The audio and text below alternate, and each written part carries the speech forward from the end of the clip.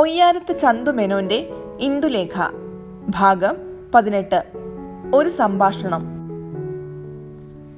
ബാബു കേശവചന്ദ്രസന്റെ അത്യുന്നതമായ വെൺമാട മേടയിൽ ഹിമശുഭ്രമായ ചന്ദ്രികയിൽ ഗോവിന്ദ പണിക്കരും മാധവനും ഗോവിന്ദൻകുട്ടി മേനവനും കൂടി ഇരുന്ന ശേഷം ഗോവിന്ദ പണിക്കര് താഴെ പറയുന്ന സംഭാഷണം തുടങ്ങി.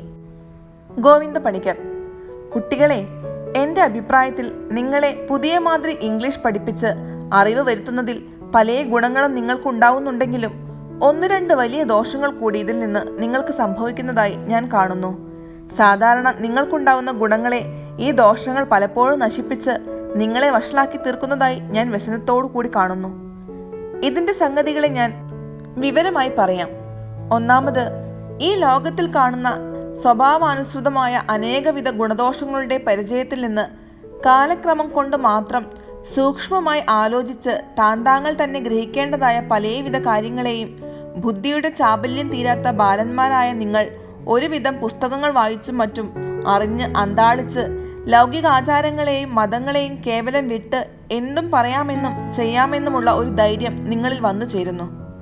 രണ്ടാമത്, ഇതു നിമിത്തം നിങ്ങളുടെ ഗുരുജനങ്ങളിലും ബന്ധുവർഗങ്ങളിലും നിങ്ങൾക്ക് എല്ലായ്പ്പോഴും ഉണ്ടാകേണ്ടുന്ന ഭക്തി, വിശ്വാസം, സ്നേഹം ഇതുകൾ നിങ്ങൾക്ക് ക്രമേണ നശിച്ച് കേവലം ഇല്ലാതായി വരുന്നു.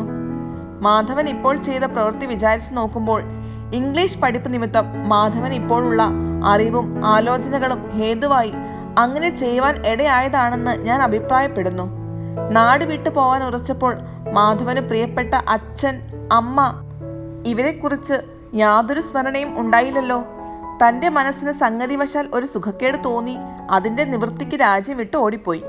മാധവൻ ഇങ്ങനെ ചെയ്യുന്നതിൽ ഞാനും മാധവന്റെ അമ്മയും എത്ര വ്യസനിക്കുമെന്ന് ലേശം പോലും മാധവൻ ഓർത്തില്ല. ഇതിന് കാരണം ഞങ്ങളോട് മാധവനുള്ള ഭക്തിയുടെയും സ്നേഹത്തിൻ്റെയും വിശ്വാസത്തിൻ്റെയും കുറവ് തന്നെ. അതിന് കാരണം ഇംഗ്ലീഷ് പഠിച്ചത് എന്ന് ഞാൻ പറയുന്നു. ഒന്നാമത്, മനുഷ്യർക്ക് ദൈവവിശ്വാസവും ഭക്തിയും വഴിപോലെ ഉണ്ടാവണം.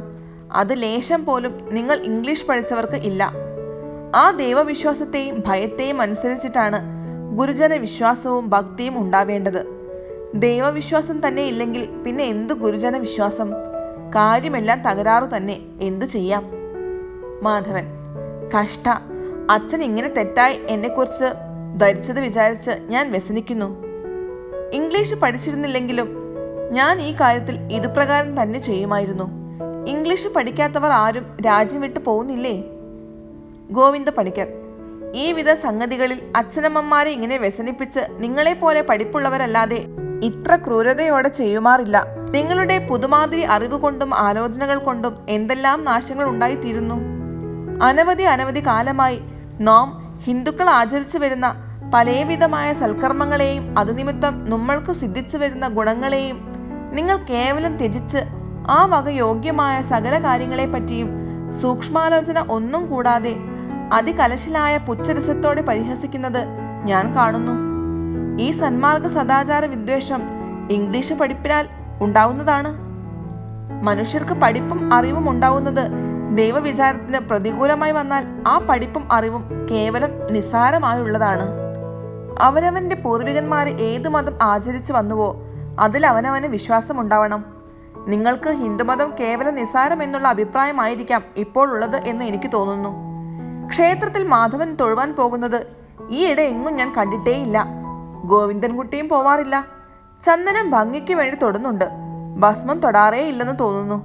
കഷ്ട, നിങ്ങൾ ഇങ്ങനെ ആയി തീർന്നുവല്ലോ. മാധവൻ: അച്ഛന് ആ വിഷാദം അശേഷം വേണ്ട. എനിക്ക് നിരീശ്വര മതമല്ല, ഈശ്വരൻ ഉണ്ടെന്നു തന്നെയാണ് ഞാൻ പല സംഗതികളെ ആലോചിച്ചതിൽ തീർച്ചയായും വിശ്വസിക്കുന്നത്. അമ്പലത്തിൽ പോവേണ്ട എന്നും ഞാൻ വെച്ചിട്ടില്ല. ഭസ്മം കിട്ടിയാൽ കുറിയിടുന്നതിനും എനിക്ക് വിരോധം യാതൊന്നുമില്ല. എന്നാൽ ചന്ദനവും ഭസ്മവും അമ്പലവും ഈശ്വരനും തമ്മിലുള്ള സംബന്ധം എന്താണെന്ന് ഞാൻ അറിയുന്നില്ല. അത് എന്താണെന്ന് അച്ഛൻ പറഞ്ഞ് ബോധ്യമാക്കിയാൽ അമ്പലത്തിൽ പോകുന്നതും ഭസ്മക്കുറി ഇടുന്നതും സാരമായ പ്രവൃത്തികളാക്കി വെച്ച് ഞാൻ മേലിൽ ആചരിച്ചു വരാം. ഗോവിന്ദ പണിക്കർ: ഗോവിന്ദൻകുട്ടിയുടെ അഭിപ്രായമോ? ഗോവിന്ദൻകുട്ടി മേനവൻ: മനുഷ്യർക്ക് അറിവ് വർദ്ധിക്കുന്നിടത്തോളം ദൈവവിചാരത്തിന് ന്യൂനത സംഭവിക്കുമെന്ന് ഞാൻ വിചാരിക്കുന്നു. മതം എന്ന് പറയുന്നത് ഓരോ മനുഷ്യരുണ്ടാക്കിയതാണ്. അതിൻ്റെ ഗുണദോഷത്തെപ്പറ്റി ചിന്തിപ്പാൻ എല്ലാ മനുഷ്യർക്കും അവകാശമുള്ളതാണ്. മതത്തിന്റെ ഗുണദോഷത്തെപ്പറ്റി ഒന്നും ചിന്തിക്കാതെ പൂർവികന്മാർ ആചരിച്ചു വരുന്നതാകിയാൽ നാം ആചരിച്ചു വരണം എന്ന് പറയുന്നത് കേവലം തെറ്റാണ്. ഗോവിന്ദ പണിക്കർ: ഈ വക അധിക പ്രസംഗം ചെയ്യാനാണ് ഇംഗ്ലീഷ് പഠിപ്പ് ഒന്നാമത് നിങ്ങളെ ഉത്സാഹിപ്പിക്കുന്നത്. ഗോവിന്ദൻ കുട്ടിക്ക് ദൈവം ഉണ്ടെന്നോ ഇല്ലെന്നോ അഭിപ്രായം? ഗോവിന്ദൻ കുട്ടി മേനവൻ: എനിക്ക് ഈശ്വരൻ എന്നൊരു പ്രത്യേക ശക്തി ഉണ്ടെന്ന് വിശ്വാസമില്ല. ജഗത്ത് എല്ലാം സ്വഭാവാനുസരണമായി ഉണ്ടാവുകയും സ്ഥിതി ചെയ്യുകയും വർദ്ധിക്കുകയും നശിക്കുകയും ചെയ്യുന്നു എന്ന് ഞാൻ അറിയുന്നു. അതിലധികം ഒന്നും എനിക്കറിവില്ല. ഈശ്വരൻ എന്നൊരു സാധനത്തെയോ ആ സാധനത്തിന്റെ വിശേഷവിധിയായ ഒരു ശക്തിയെയോ ഞാൻ എങ്ങും കാണുന്നില്ല. പിന്നെ ഞാൻ അതുണ്ടെന്ന് എങ്ങനെ വിശ്വസിക്കും? ഗോവിന്ദ പണിക്കർ: ശിക്ഷ! മാധവനേക്കാൾ ഒന്ന് കവിഞ്ഞുവോ? മാധവന് ഈശ്വരൻ ഉണ്ടെന്നുള്ള വിചാരമെങ്കിലും ഉണ്ട്. ഗോവിന്ദൻ കുട്ടിക്ക് അതും കൂടിയില്ല. നിങ്ങൾ രണ്ടാളും ഒരു സ്കൂളിലല്ലേ പഠിച്ചത്? പിന്നെ എന്താണ് ഇങ്ങനെ രണ്ടഭിപ്രായം? ഏതെങ്കിലും കുട്ടികളെ, നിങ്ങളുടെ മാതിരി വിശേഷം തന്നെ. മാധവന് ഈശ്വരൻ ഉണ്ടെന്നുള്ള വിചാരമെങ്കിലും ഉണ്ടല്ലോ. പൊറുതി. ഗോവിന്ദൻ കുട്ടിക്ക് അതുമില്ല അല്ലേ? ഗോവിന്ദൻ കുട്ടി മേനവൻ: അതെ, ഈശ്വരൻ ഉണ്ടെന്ന് വിചാരിപ്പാൻ ഞാൻ സംഗതിയൊന്നും കാണുന്നില്ല. മാധവൻ: ആട്ടെ, അമ്പലത്തിൽ പോകുന്നതും ചന്ദനം ഭസ്മം തൊടുന്നതും ഈശ്വര വിചാരത്തിലേക്ക് ആവശ്യമാണെന്ന് അച്ഛൻ പറഞ്ഞതിനുള്ള സംഗതി കേട്ടാൽ കൊള്ളാമായിരുന്നു. ഗോവിന്ദ പണിക്കർ: ഞാൻ പറയാം. നിങ്ങൾക്ക് ബോധ്യമാവുമോ എന്ന് ഞാൻ അറിയുന്നില്ല. നിങ്ങളുടെ ബുദ്ധി ഇനി നേരെ വരുത്താൻ പ്രയാസം. എങ്കിലും ഞാൻ പറയാം. ക്ഷേത്രം നമ്മൾ ഹിന്ദുക്കൾക്ക് ദൈവവന്ദനം ചെയ്യേണ്ടതിലേക്ക് നിയമിക്കപ്പെട്ടിട്ടുള്ള സ്ഥലമാണ്. ദൈവം എല്ലായിടവും നിറഞ്ഞ് സർവാന്തര്യാമിയായി ഇരിക്കുന്നുണ്ടെങ്കിലും സാധാരണ മനുഷ്യർക്ക് ആ തത്വബോധം ഇല്ലാകിയാൽ അവർക്ക് ദൈവത്തെക്കുറിച്ചുള്ള വിചാരവും ഭക്തിയും ഉണ്ടാവാൻ വേണ്ടി ബുദ്ധിമാന്മാരായ നമ്മുടെ പൂർവികന്മാർ പണ്ടേ ഏർപ്പെടുത്തിയിട്ടുള്ളതാണ് ക്ഷേത്രങ്ങളും അതുകളിൽ പോയി ചെയ്യേണ്ടുന്ന പൂജാക്രമങ്ങളും വന്ദനങ്ങളുടെ സമ്പ്രദായങ്ങളും സ്വഭാവങ്ങളും എന്ന് ഞാൻ പറയുന്നു. ഭസ്മവും ചന്ദനവും ധരിക്കുന്നത് ദൈവവന്ദനകൾ ചെയ്യുന്നതിൽ ചെയ്യേണ്ടതായി നിയമിക്കപ്പെട്ട ഒരു പ്രവൃത്തിയാണ്. ഇതാണ് ഇവകൾ തമ്മിലുള്ള സംബന്ധം. മാധവൻ: അച്ഛൻ ഇപ്പോൾ പറഞ്ഞതിൽ ക്ഷേത്രവും ഭസ്മവും ചന്ദനവുമായി തമ്മിലുള്ള സംബന്ധം മനസ്സിലായി. ഈ മൂന്ന് സാധനങ്ങളും ഈശ്വരനും തമ്മിൽ സൂക്ഷ്മസ്ഥിതിയിൽ എന്ത് സംബന്ധമാണുള്ളതെന്ന് ഇനിയും എനിക്ക് മനസ്സിലായില്ല. ഗോവിന്ദ പണിക്കർ: ശരി, അവിടെയാണ് ദുർഘടം. ക്ഷേത്രം ദൈവവന്ദന സ്ഥലമാണെന്ന് ഞാൻ പറഞ്ഞില്ലേ? മാധവൻ: അതെ, അച്ഛൻ പറഞ്ഞത് പണ്ടേ ബുദ്ധിമാന്മാരായ നമ്മുടെ പൂർവികന്മാര് സാധാരണ മനുഷ്യർക്ക് ദൈവവിചാരവും ഭക്തിയും ഉണ്ടാവാൻ വേണ്ടി ഏർപ്പെടുത്തിയതാണ് ക്ഷേത്രങ്ങൾ എന്നല്ലേ? എന്നാൽ ക്ഷേത്രങ്ങളിൽ പോകുമ്പോൾ മാത്രം ദൈവവിചാരവും ഭക്തിയും തോന്നത്തക്ക വിധം ബുദ്ധിയുള്ളവരും അന്യത്ര ഈ വിചാരവും ഭക്തിയും ഉണ്ടാവാത്തവരും അല്ലേ ക്ഷേത്രത്തിൽ പോയി വന്ദനം ചെയ്യേണ്ടത്?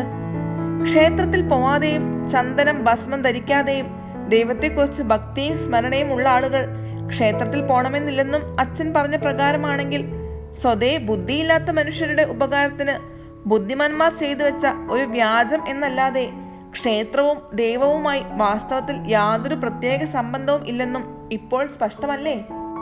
ഗോവിന്ദ പണിക്കർ: അദ്വൈതികളായി ആഹാര നിദ്ര വിഹാരാദി പ്രപഞ്ച വ്യാജങ്ങളിൽ നിന്ന് മുക്തന്മാരായിട്ടുള്ള പരമഹംസന്മാർക്ക് മാത്രമേ ക്ഷേത്രത്തിൽ പോവാതിരിക്കാൻ പാടുള്ളൂ എന്ന് ഞാൻ വിചാരിക്കുന്നു.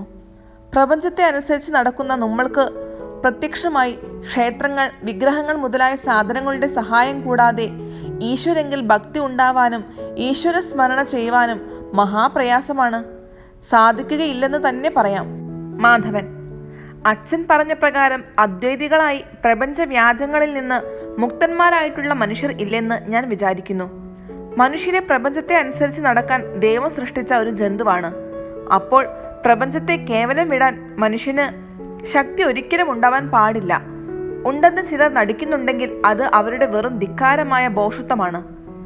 അങ്ങനെയുള്ളവരുടെ നാട്യത്തിൽ യാഥാർത്ഥ്യത ഉണ്ടെന്ന് മറ്റു ചിലർ വിശ്വസിക്കുന്നുണ്ടെങ്കിൽ അത് ശുദ്ധമേ തെറ്റാണ്. ആഹാരം, നിദ്ര, കാമക്രോധ ലോഭ മോഹങ്ങൾ ഇവകളില്ലാത്ത മനുഷ്യരെ അച്ഛൻ കാണിച്ചു തന്നാൽ അവർ പ്രപഞ്ച വ്യാജങ്ങളിൽ നിന്ന് മുക്തന്മാരാണെന്ന് ഞാൻ സമ്മതിക്കാം. അങ്ങനെയുള്ള മനുഷ്യർ ഇല്ലെന്നാണ് എൻ്റെ തീർച്ചയായ വിശ്വാസം. പിന്നെ മനുഷ്യരെല്ലാം സാധാരണ സ്വഭാവങ്ങളിൽ ഒരുപോലെയാണ്. പഠിപ്പ് കൊണ്ടും അറിവുകൾ കൊണ്ടും ഓരോ സംഗതികളിൽ പരസ്പരം ഭേദങ്ങൾ കാണാമെങ്കിലും സൂക്ഷ്മ സ്വഭാവങ്ങളിൽ അത്ര വലിയ ഭേദങ്ങൾ വരാൻ പാടില്ല. അതുകൊണ്ട് അച്ഛൻ പറഞ്ഞ പ്രകാരം ആഹാരം, നിദ്ര മുതലായത് ഉപേക്ഷിച്ച ആളുകൾ മനുഷ്യരുടെ കൂട്ടത്തിലില്ല. അച്ഛൻ ആദ്യം പറഞ്ഞ പ്രകാരം സാധാരണ അറിവില്ലാത്ത മനുഷ്യരുടെ ഉപയോഗത്തിലേക്ക് വേണ്ടി ക്ഷേത്രങ്ങൾ ഏർപ്പെടുത്തിയതാണെങ്കിൽ അതുകളെ ഉപയോഗിപ്പാൻ ആവശ്യമുള്ളവരല്ലേ അതുകളിൽ പോയി ദേവവന്ദനം ചെയ്യണ്ടു. അച്ഛൻ പറഞ്ഞ പ്രകാരം ദൈവം സർവചരാചരത്തിലും കാണപ്പെടുന്നതും സർവജഗൽ സൃഷ്ടിസ്ഥിതി സംഹാര ശക്തിയുള്ള ഈശ്വരനുമാണെന്ന് ഞാൻ സമ്മതിക്കുന്നു. എൻ്റെ മനസ്സിന് ഈ ബോധ്യമുണ്ടെങ്കിൽ പിന്നെ ഞാൻ അമ്പലത്തിൽ പോയി അവിടെ ഉണ്ടാക്കി വച്ചിരിക്കുന്ന ബിംബമാണ് എൻ്റെ ഈശ്വരൻ എന്ന് ഞാൻ ഭാവിച്ച് തൊഴുത് കുമ്പിടുന്നത് വലിയൊരു വ്യാജമായ പ്രവൃത്തിയായി വരുന്നതല്ലേ? ഗോവിന്ദ പണിക്കർ: കുട്ടൻ പറയുന്നത് കേട്ടാൽ ദൈവവിചാരം ഉണ്ടാവുന്നത് വലിയ എളുപ്പമായി തോന്നുന്നു. ശിവ ശിവ, കുട്ടന് ദ്വൈതാദ്വൈത വിചാരത്തെക്കുറിച്ച് എന്തു നിശ്ചയമുണ്ട്? ദൈവം സർവവ്യാപിയാണ് എന്ന് ഒരു വാക്കു പറഞ്ഞാൽ അമ്പലത്തിൽ പോവേണ്ട എന്ന് വെക്കാറായോ? പ്രപഞ്ച വ്യാപാരങ്ങളിൽ നിന്ന് മുക്തന്മാരായിട്ടുള്ള ആളുകളില്ലെന്ന് കുട്ടൻ പറയുന്നുവോ? മാധവൻ: അതെ. ആഹാര നിദ്ര മൈതുനാദികളിൽ വല്ല രോഗനിമിത്തമല്ലാതെ പ്രിയവും ശക്തിയുമില്ലാത്ത ആളുകളില്ലെന്ന് ഞാൻ തീർച്ചയായി പറയുന്നു. ഗോവിന്ദ പണിക്കർ: ശിവ ശിവ, എനിക്ക് കേട്ടത് മതി. എത്ര മഹർഷിമാർ ഈ വക ചാബല്യങ്ങളെ ജയിച്ചവരുണ്ട്? മാധവൻ: ഉണ്ടെന്ന് ഞാൻ വിശ്വസിക്കുന്നില്ല. ഗോവിന്ദ പണിക്കർ: എന്നാൽ ശുദ്ധ നിരീശ്വര മതമാണ് കുട്ടനുള്ളത്. മാധവൻ: എനിക്ക് നിരീശ്വര മതമല്ല, ഈശ്വരൻ ഉണ്ടെന്ന് തന്നെയാണ് ഞാൻ വിശ്വസിക്കുന്നത്. ഗോവിന്ദ പണിക്കർ: മഹർഷിമാരോ? മാധവൻ: മനുഷ്യര് അച്ഛൻ പറഞ്ഞ മാതിരിക്കാരല്ല. മഹർഷിമാരായാലും മറ്റാരായാലും വേണ്ടതില്ല. ഗോവിന്ദ പണിക്കർ: 7 മണി കുരുമുളകും 7 വേപ്പിൻ ചപ്പും ഒഴികെ വേറെ യാതൊരു ആഹാരവും കഴിക്കാത്ത ഒരു യോഗീശ്വരനെ ഞാൻ കണ്ടിട്ടുണ്ട്. അദ്ദേഹത്തിന് ജലപാനം കൂടിയില്ല. ഗോവിന്ദൻകുട്ടി മേനവൻ: അയാൾ വലിയ സമർത്ഥനായ ഒരു കള്ളനായിരിക്കണം. ജ്യേഷ്ഠനെ അയാൾ തോൽപ്പിച്ചു, എനിക്ക് സംശയമില്ല. ഗോവിന്ദ പണിക്കർ: അയാൾ മഠത്തിൽ എൻ്റെ കൂടെ 9 ദിവസം താമസിച്ചു. 9 ദിവസവും യാതൊന്നും ഭക്ഷിച്ചിട്ടില്ല. ഗോവിന്ദൻകുട്ടി മേനവൻ: യാതൊന്നും ഭക്ഷിക്കുന്നത് ജ്യേഷ്ഠൻ കണ്ടിട്ടില്ല. യാതൊന്നും ഭക്ഷിക്കയില്ലെന്ന് ജ്യേഷ്ഠനെ വിശ്വസിപ്പിച്ചു. ഇത്ര മാത്രമേ ഉണ്ടായിട്ടുള്ളൂ. ആഹാരമില്ലാതെ മനുഷ്യന് ജീവിപ്പാൻ പാടില്ല. അത് ശാസ്ത്രീയമായ ഒരു അവസ്ഥയാണ്. പിന്നെ ബോഷ്ക്ക് പറഞ്ഞിട്ട് എന്തു ബലം?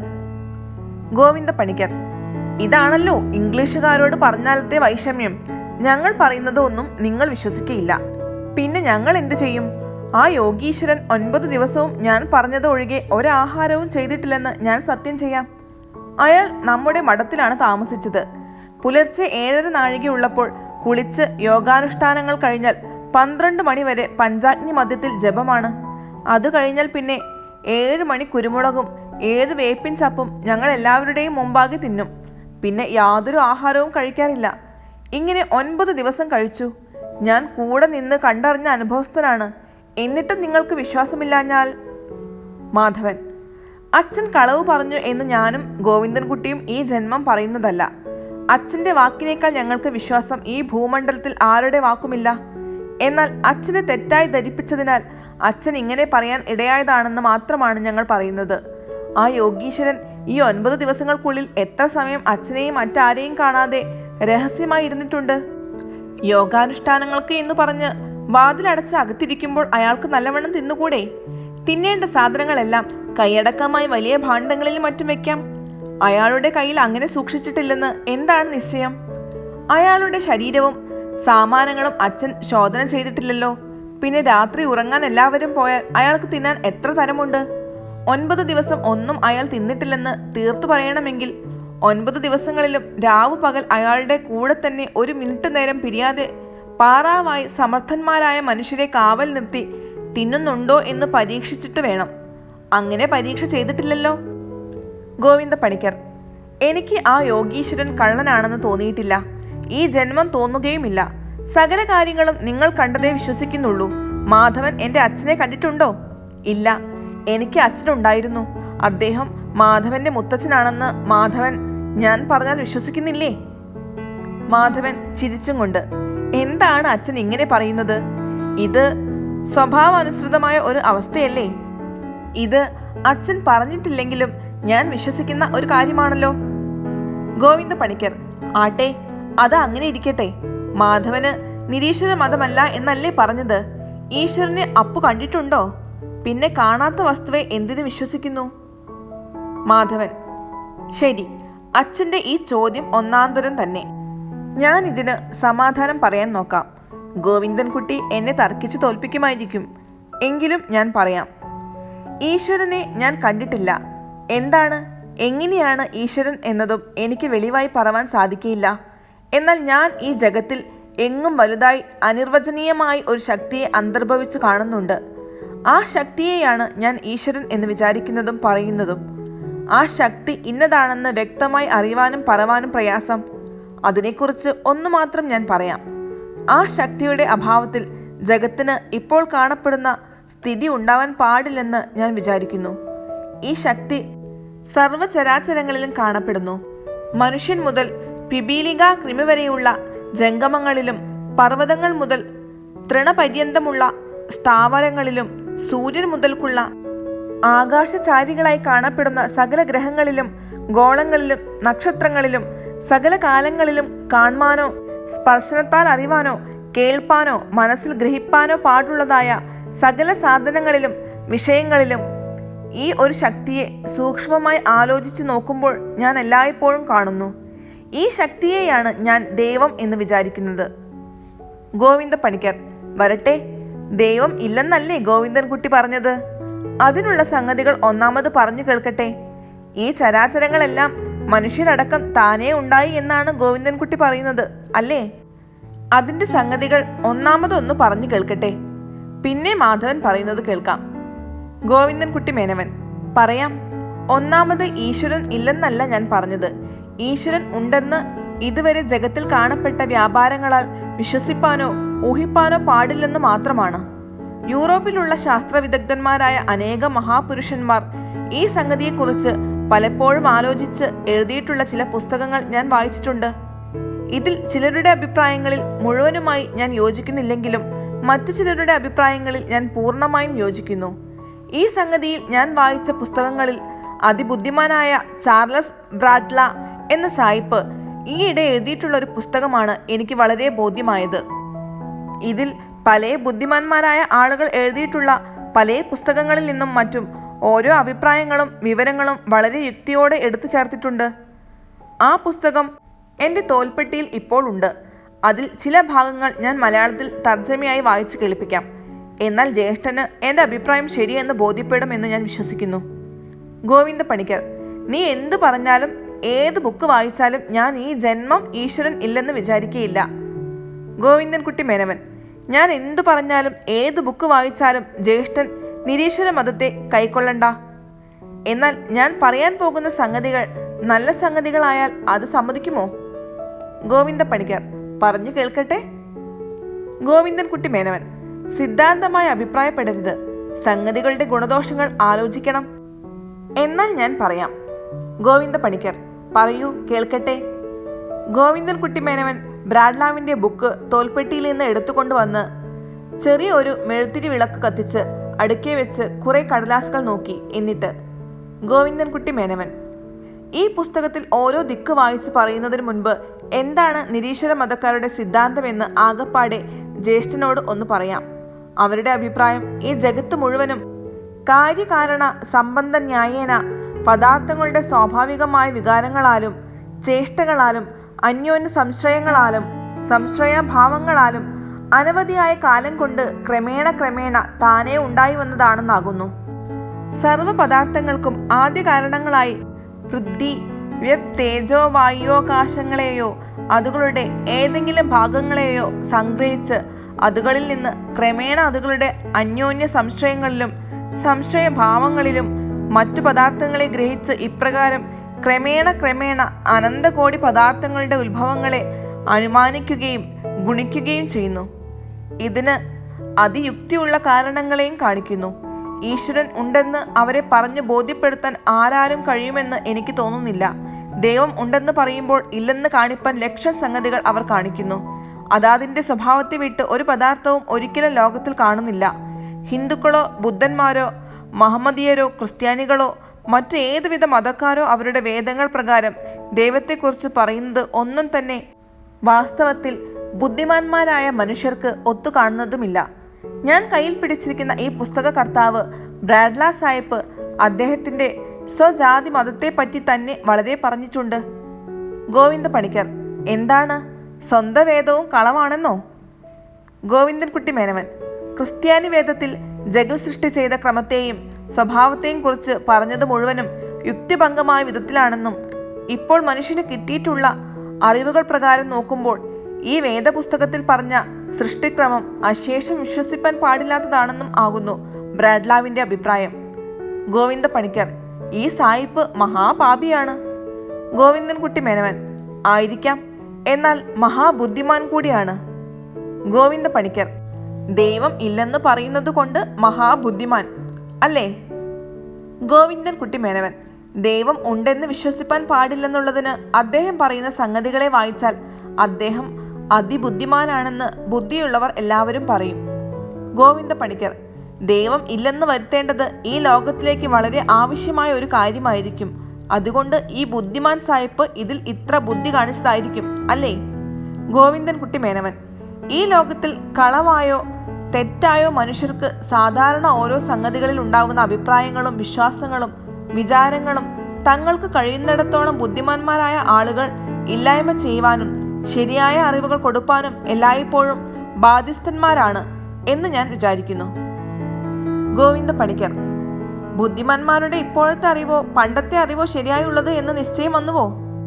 ഗോവിന്ദൻകുട്ടി മേനവൻ: അതിനാണ് ഇപ്പോൾ ബുദ്ധിമാന്മാരായുള്ളവർ പറയുന്ന സംഗതികൾ ആലോചിക്കണം എന്ന് പറയുന്നത്. ഗോവിന്ദ പണിക്കർ: എന്നാൽ പറഞ്ഞോളൂ, സംഗതികൾ കേൾക്കട്ടെ. ഗോവിന്ദൻകുട്ടി മേനവൻ: നിരീശ്വര മതം എന്താണെന്ന് ബ്രാഡ്ല ചെയ്തിട്ടുള്ള വിവരണത്തിന്റെ സാരം ഞാൻ മലയാളത്തിൽ പറയാം. നിരീശ്വര മതക്കാരൻ പറയുന്നത്: ഞാൻ ദൈവമില്ലെന്ന് പറയുന്നില്ല, നിങ്ങൾ ദൈവം എന്ന് പറയുന്നതിൻ്റെ അർത്ഥം എനിക്ക് മനസ്സിലാവുന്നില്ല എന്ന് ഞാൻ പറയുന്നു. ദൈവം ഇല്ലെന്ന് പറയണമെങ്കിൽ നിങ്ങൾ പറയുന്ന ദൈവം എന്ന സാധനം എന്താണെന്ന് അറിഞ്ഞിട്ട് വേണ്ടേ? തനിക്കൊന്നും അറിവില്ലാത്തൊരു സാധനത്തെപ്പറ്റി ഉണ്ടെന്നോ ഇല്ലെന്നോ എങ്ങനെ ഒരുവൻ പറയും? പിന്നെ ഈ കാണുന്ന ചരാചരങ്ങളെയൊക്കെ വെവ്വേറെ സൃഷ്ടി ചെയ്ത് രക്ഷിച്ചും സംഹരിച്ചും കൊണ്ട് ഒരു പ്രത്യേക സ്രഷ്ടാവ് മനുഷ്യന്റെ മാതിരിയിലോ മറ്റോ ഒരു ദിക്കിലെങ്ങാനും ഉണ്ടെന്ന് നിങ്ങൾ പറയുന്നതായാൽ അത് കേവലം ഇല്ലാത്തതാണ്, ശുദ്ധ ബോഷ്കാണ് എന്ന് ഞാൻ പറയും. സംശയമില്ല. ഇങ്ങനെയല്ലാതെ മനസ്സിലാവാത്ത വിധമുള്ള വാക്കുകളെ കൊണ്ട് ദൈവം ഉണ്ടെന്ന് പറയുന്നതായാൽ എനിക്ക് മനസ്സിലായില്ല, അതുകൊണ്ട് അതിന് ഉത്തരം പറയാൻ പാടില്ലെന്നും പറയും. മനസ്സിലാവാത്ത ഒരു സാധനമുണ്ടെന്ന് ഞാൻ ഒരിക്കലും വിശ്വസിക്കുകയുമില്ല. ഇങ്ങനെയാണ് നിരീശ്വര മതക്കാരുടെ സിദ്ധാന്തം. ഗോവിന്ദ പണിക്കർ: ഇത്ര വഷളായ ഒരു സിദ്ധാന്തം ഞാൻ ഇതുവരെ കേട്ടിട്ടില്ല. ഇതെല്ലാം വായിച്ചാൽ നിങ്ങളുടെ ബുദ്ധി എങ്ങനെ വഷളാവാതിരിക്കും? ലോകത്തിൽ എവിടെ നോക്കിയാലും മഹത്തായ ദൈവശക്തി കാണാതിരിക്കുന്നത്? എത്ര സുഖത്തിലും വെടുപ്പിലും ഈ ലോകത്തെ ദൈവം വെച്ചിരിക്കുന്നു. ദൈവം ഇല്ലാതെ ഈ സൂര്യനും ചന്ദ്രനും എങ്ങനെയുണ്ടായി? നമ്മൾ ഇങ്ങനെ സുഖമായി ആഹാര നിദ്രാദികളായ അവസ്ഥകളോട് കൂടി പ്രപഞ്ചത്തിൽ കഴിച്ചു കൂട്ടുന്നത് ആരുടെ ശക്തിയാണ്? ഓരോ കാലം വേണ്ട പോലെയുള്ള എല്ലാ കാര്യങ്ങളും ശരിയായി ലോകത്തിൽ ചെയ്തു കാണുന്നുണ്ടല്ലോ. ഇത് ആര് ചെയ്യുന്നു? കരുണാകരനായ ദൈവമല്ലേ? മഴ ആവശ്യമുള്ളപ്പോൾ ഉണ്ടാവുന്നില്ലേ? ഈ ചരാചരങ്ങളുടെ ദാഹത്തെ തീർക്കുന്നില്ലേ? സൂര്യൻ ദിവസം പ്രതി ഉദിക്കുന്നില്ലേ? സർവചരാചരങ്ങളെയും സുഖിപ്പിക്കുന്നില്ലേ? ചന്ദ്രൻ ക്രമം പോലെ ഉദിച്ച് ജഗത്തിനെ ആഹ്ലാദിപ്പിക്കുന്നില്ലേ? ഭൂമിയിൽ വഴി പോലെ ധാന്യങ്ങളും സസ്യാദികളും ഉണ്ടാവുന്നില്ലേ? ഇങ്ങനെ എന്തെല്ലാം സുഖങ്ങൾ കലോചിതമായി നമ്മൾ അനുഭവിക്കുന്നു. ഇതെല്ലാം ദൈവശക്തി ഇല്ലാതെ എങ്ങനെയുണ്ടാവും? കഷ്ട, ദൈവമില്ലെന്ന് ഭ്രാന്തന്മാർ പറയും. ഗോവിന്ദൻകുട്ടി മേനവൻ: ശരി, ജ്യേഷ്ഠൻ പറഞ്ഞതെല്ലാം ശരി. എന്നാൽ ജ്യേഷ്ഠൻ ഒരു ഭാഗമേ പറഞ്ഞുള്ളൂ. ഈ ജഗത്തിൽ എല്ലാ കാര്യങ്ങളും ജഗത്തിന് സുഖമായും ആഹ്ലാദകരമായും ആവശ്യമുള്ള വിധവും തന്നെയാണ് എല്ലായ്പ്പോഴും ഉണ്ടാവുന്നത് എന്ന് വന്നാൽ കരുണാകരനായ ഒരു ദൈവമുണ്ടെന്ന് സമ്മതിക്കാം. എന്നാൽ വാസ്തവത്തിൽ കാര്യം അങ്ങനെയല്ലല്ലോ കാണുന്നത്. എത്ര കഠിനമായ ആപത്തുകൾ ലോകത്തിൽ കാണുന്നു. ഒരേയിടത്തും ദൈവത്തിന്റെ ശക്തി പ്രത്യക്ഷത്തിൽ കാണുന്നതുമില്ല. ജലം കുടിപ്പാൻ കിട്ടാതെ ചരാചരങ്ങൾ വെന്ത് നശിച്ചു പോകുന്ന ദിക്കിൽ പലപ്പോഴും ഒരു തുള്ളി മഴ കിട്ടുന്നില്ല. മഴ ഉണ്ടാവുന്നതിൽ ദൈവികമായ ഒരു ശക്തി ഉണ്ടെങ്കിലും ആ ശക്തി ദൈവത്തിൽ വിശ്വാസമുള്ളവർ പറയുന്നത് പോലെ ജഗത്തിൽ കരുണാവത്തായുള്ളതാണെങ്കിലും എന്തുകൊണ്ട് കലോചിതമായ മഴ ഉണ്ടാവുന്നില്ല? സൂര്യരശ്മിയുടെ കാഠിന്യത്താലും തൈക്ഷ്ണ്യത്താലും കത്തുന്ന മണലിൽ കുഴഞ്ഞ് പല ജന്തുക്കളും വെന്തു നശിച്ചു പോകുന്നു. കൊടും കാട്ടുതീയിൽപ്പെട്ട് ചിലപ്പോൾ സാധുക്കളായ മൃഗങ്ങൾ ആബാലവൃദ്ധം വെന്ത് പെടഞ്ഞ് കഠിനവേദന അനുഭവിച്ച് നശിക്കുന്നു. ദ്രവ്യാഗ്രഹികളായ കള്ളന്മാരുടെ കട്ടാരം കൊണ്ട് കുത്തുകൊണ്ട് അതിഭക്തന്മാരായ ഹിന്ദുവും ക്രിസ്ത്യാനിയും ബൗദ്ധനും ഒരുപോലെ വേദനപ്പെട്ട് നിലവിളിച്ച് വായു പിളർക്കുന്നു. കള്ളസാക്ഷി പറഞ്ഞ് നിർദോഷിയായവനെ തൂക്കിക്കൊല്ലുന്നു. കടൽ അതിക്രമിച്ച് രാജ്യങ്ങൾ മുക്കി തദ്ദേശവാസികളെ ആപാലവൃതം വെള്ളത്തിൽ ശ്വാസം മുട്ടിച്ചു കൊല്ലുന്നു. കപ്പൽ മുങ്ങി ജനങ്ങൾ ചാവുന്നു. ശേഷിച്ചവർ വെള്ളം കുടിക്കാൻ കിട്ടാതെ അന്തർദാഹം പിടിച്ച് ഒരുത്തൻ മറ്റൊരുത്തന്റെ കഴുത്ത് കടിച്ചു മുറിച്ച് രക്തം കുടിക്കുന്നു. വിശപ്പ് സഹിക്കാൻ പാടില്ലാതെ വന്ന് തന്റെ സ്നേഹിതനെ കൊന്ന് പച്ചമാംസം തിന്നുന്നു. ഇടിത്തി വീണ് നിർദോഷികളായ ചെറു കുട്ടികൾ നശിക്കുന്നു. നിരപരാധിയായ ഒരുവനെ അവൻ ഉറങ്ങിക്കിടക്കുമ്പോൾ പാമ്പ് വന്ന് കടിച്ചു കൊല്ലുന്നു. ജാത്യാന്തനായുള്ളവൻ വിശപ്പ് സഹിക്കാൻ പാടില്ലാതെ ഒരിറക്ക് കഞ്ഞിക്ക് വേണ്ടി തപ്പിക്കൊണ്ട് നടക്കുമ്പോൾ പൊട്ടക്കിണറ്റിൽ വീണ് കഴുത്തും കാലും ഒടിഞ്ഞ് പ്രാണവേദനയെ അനുഭവിച്ച് മരിക്കുന്നു. പകരുന്ന വ്യാധികളും യുദ്ധങ്ങളും ക്ഷാമങ്ങളും നിമിത്തം അസംഖ്യം ജനം ആബാലവൃദ്ധം ക്ഷണത്തിൽ കഠിന പ്രാണവേദനയോടെ ഈശ്വരാ, ദൈവമേ രക്ഷിക്കണേ എന്ന് നിലവിളിച്ചു കൊണ്ടിരിക്കുന്ന മധ്യേ പ്രാണവേദന സഹിച്ചും കൊണ്ട് ഒരു നിവൃത്തിയും കിട്ടാതെ മരിക്കുന്നു. ഇവിടെയെല്ലാം എന്തുകൊണ്ട് ദൈവത്തിൻ്റെ കരുണാവത്തായ ശക്തി തൻ്റെ സൃഷ്ടികളെ സങ്കടത്തിൽ നിന്ന് രക്ഷിക്കുന്നില്ല? പിന്നെ വല്ല സമയങ്ങളിലും ഈ വക ആപത്തുകളിൽ നിന്ന് നിവൃത്തികൾ സാധാരണ അറിയപ്പെടുന്ന കാരണങ്ങളാൽ കിട്ടുമ്പോൾ അത് ദൈവകൃപയാലാണെന്നും മറ്റും പറയുന്നു. ഇതിനെ ആര് വിശ്വസിക്കും? എന്നാൽ പ്രപഞ്ചത്തിൽ ഇങ്ങനെ ഉണ്ടാവുന്ന സങ്കടങ്ങളെ ദൈവികമായ ശക്തി കൊണ്ട് നിവർത്തിച്ച് കാണുന്നില്ലാത്തതിനെക്കുറിച്ച് നമ്മൾ ഹിന്ദുക്കളും വേറെ മതക്കാരും പറയുന്ന കാരണങ്ങൾ എത്രയും നിസ്സാരമാണ്. ഒന്നാമത്, ഓരോ ആൾക്ക് വരുന്ന ദുഃഖങ്ങൾ കഴിഞ്ഞ ഒരു ജന്മം അയാൾ ചെയ്ത പാപത്തിന് ദൈവം കൊടുക്കുന്ന ശിക്ഷയാണെന്ന് ഹിന്ദു മതത്തിൽ പറയുന്നു. ഒരു തെറ്റിന് ചെയ്യുന്ന ശിക്ഷ തെറ്റുകാരനെ തൻ്റെ തെറ്റിൻ്റെ ശിക്ഷയാണെന്ന് അറിയിച്ചിട്ട് ചെയ്യുന്നതാണ് എല്ലായ്പ്പോഴും നല്ലത്. അത് വിട്ട് ഇന്ന സംഗതിക്കാണ് താൻ കഷ്ടം അനുഭവിക്കുന്നത് എന്ന് അറിയിപ്പിക്കാതെ ഒരു കഷ്ടം അനുഭവിപ്പിക്കുന്നതിൽ എന്താണ് ഫലം? ശിക്ഷ പാപനിവാരണത്തിന് വേണ്ടിയാണെങ്കിൽ പാപിയെ അറിയിച്ചിട്ട് തന്നെ ചെയ്യേണ്ടതല്ലേ? ഇതിനെപ്പറ്റി വലിയൊരു ശാസ്ത്രജ്ഞൻ ഈയിടെ ഒരു ഗ്രന്ഥം ഉണ്ടാക്കിയതിൽ പറഞ്ഞിട്ടുള്ളതിൻ്റെ സാരം ആ പുസ്തകത്തിൽ നിന്ന് വായിച്ച് ഞാൻ പറയാം. നേർതർജ്ജമയായി പറഞ്ഞാൽ ജ്യേഷ്ഠന് മനസ്സിലാക്കാൻ പ്രയാസപ്പെടും. സാരം പറയാം. ഈ മഹാവിദ്വാൻ പറയുന്നു, തൻ്റെ സമസൃഷ്ടികൾക്ക് നാശമോ ഉപദ്രവമോ അസഹ്യതയോ വരുത്തിയ ഒരു കുറ്റക്കാരൻ്റെ സ്വാഭാവികമായ ദുഷ്ടബുദ്ധിയെ കളഞ്ഞ് അവനെ സന്മാർഗിയാക്കി തൻ്റെ സമസൃഷ്ടികളുമായി സമാധാനമായും സുഖമായും ഇരുത്താൻ വേണ്ടി വേറെ യാതൊരു പ്രകാരത്തിലും കഴിവില്ലാതിരിക്കുന്നത് കൊണ്ട് മാത്രമാണ് മനുഷ്യരുണ്ടാക്കിയ ശാസ്ത്രപ്രകാരം കുറ്റക്കാരനെ ദണ്ഡിപ്പിക്കുന്നതും ശിക്ഷയിൽപ്പെടുത്തുന്നതും ബന്ധോവസ്ഥയിൽ വെച്ച് സന്മാർഗോപദേശങ്ങളെ ചെയ്യുന്നതും. എന്നാൽ ദൈവം തന്നെ തൻ്റെ സൃഷ്ടികളെ ഇങ്ങനെ ദണ്ഡിപ്പിക്കുന്നതിന് എന്തൊരു സംഗതി ഉണ്ടെന്നാണ് നാം പറയേണ്ടത്? ദൈവം ഉണ്ടെന്നോ ഇല്ലെന്നോ ഉള്ള വാദത്തെ മുഴുവനും തള്ളി ഉണ്ടെന്ന് തന്നെ തീർച്ചയാക്കുക. ദുഃഖങ്ങളുടെ ഉത്ഭവത്തെ പറ്റിയുള്ള സർവ്വ സിദ്ധാന്തങ്ങളെയും തൽക്കാലം ഇല്ലെന്ന് വിചാരിക്കുക. സർവശക്തിയുള്ള ഒരു സൃഷ്ടാവുണ്ടെന്നുള്ള സിദ്ധാന്തത്തെ പറ്റിയും തൽക്കാലം തർക്കിക്കാതിരിക്കുക. എന്നിട്ട് ദൈവത്തെ ഈ ജഗത്തിനെ മുഴുവനും ഭരിക്കുന്ന വിശ്വംഭരൻ എന്ന സ്ഥിതിയിൽ മാത്രം ഓർക്കുക. ഈ നിലയിൽ ഈ വിശ്വംഭരന് താൻ തൻ്റെ സൃഷ്ടികളെ ഇങ്ങനെ ദണ്ഡിപ്പിക്കുന്നതിനെ നീതീകരിപ്പാൻ എന്തു കാരണങ്ങളെയാണ് കാണിപ്പാൻ കഴിയുന്നത്? തൻ്റെ സ്വയരക്ഷയ്ക്ക് വേണ്ടി ഇങ്ങനെ ഈ സാധുക്കളായ തൻ്റെ സൃഷ്ടികളെ ശിക്ഷിക്കുന്നതോ അതല്ല കുറ്റം ചെയ്തവരുടെ നന്മയ്ക്ക് വേണ്ടി അവരെ ദണ്ഡിപ്പിക്കുന്നതോ? ഇതിൽ രണ്ടിൽ ഏത് സംഗതിക്കായാലും ഈ ദണ്ഡനം കൂടാതെ കാര്യം സാധിപ്പാൻ ആ ദൈവത്തിന് കഴിയുന്നതല്ലേ? ഒരു മനുഷ്യനെ വേദനയോ സങ്കടമോ അനുഭവിപ്പിക്കുന്ന പ്രവൃത്തി നമ്മൾ മനുഷ്യർക്ക് തന്നെ വ്യസനകരമായ ഒരു പ്രവൃത്തിയാണ്. അങ്ങനെ ചെയ്യേണ്ടി വരുന്നത് നിവൃത്തിയില്ലാത്ത ഒരു ദോഷകർമ്മം തന്നെയാണെന്നാകുന്നു നാം മനുഷ്യർ തന്നെ അഭിപ്രായപ്പെടുന്നത്. പഠിപ്പുള്ള മനുഷ്യർ ഇല്ലാത്തവരെ പഠിപ്പിച്ചിട്ടും മനുഷ്യവർഗങ്ങൾ അന്യോന്യം സ്നേഹിച്ചും ഐക്യമായി ഇരിക്കേണ്ടതിനുള്ള വഴികളെടുത്തും പല സന്മാർഗോപദേശങ്ങൾ ചെയ്തും വരുന്നു. ഈ ഉപദേശങ്ങൾ കൊണ്ട് ഗുണപ്പെടാതെ ചിലർ പിന്നെയും ദുർവൃത്തിയിൽ ചാടുന്നു, അവരെ ദണ്ഡിപ്പിക്കുകയും ചെയ്യുന്നു. ഇങ്ങനെ ദണ്ഡനം ചെയ്യുന്നത് മനുഷ്യരിൽ തന്നെ ഒരു ദുര്യശസ്സിന് ഹേതുവാണെങ്കിൽ ദൈവത്തിങ്കൽ അത് എത്ര അധികം ദുര്യശസ്സിന് കാരണമായി തീരുന്നു. നമ്മളുടെ രാജ്യം ഭരിക്കുന്ന മനുഷ്യരാജാക്കന്മാർക്ക് കുറ്റക്കാരുടെ ദുർബുദ്ധിയെ നീക്കം ചെയ്ത് ഗുണബുദ്ധി കൊടുപ്പാൻ ഒരു ശക്തി ഉണ്ടായിരുന്നുവെങ്കിൽ ആ ശക്തിയെ ഉപയോഗിച്ച് ദുർമര്യാദയും ദുഷ്പ്രവൃത്തിയും മനുഷ്യരിൽ ഇല്ലാതെ ആക്കിക്കളയുന്നതല്ലാതെ പിന്നെയും കുറ്റം ചെയ്യുന്നത് വിരോധിക്കാതെ നോക്കിക്കൊണ്ടു നിന്ന് ചെയ്ത ഉടനെ കുറ്റക്കാരെ പിടിച്ച് ഹിംസിച്ച് ദണ്ഡിപ്പിക്കുവാനായി കാത്തിരിക്കുമോ? ഒരിക്കലും ചെയ്യുകയില്ല. എന്നാൽ നമ്മൾ മനുഷ്യർക്ക് ഭവിഷ്യ വർത്തമാനങ്ങളെയോ പ്രവൃത്തികളെയോ അറിയുവാനുള്ള ശക്തിയില്ല.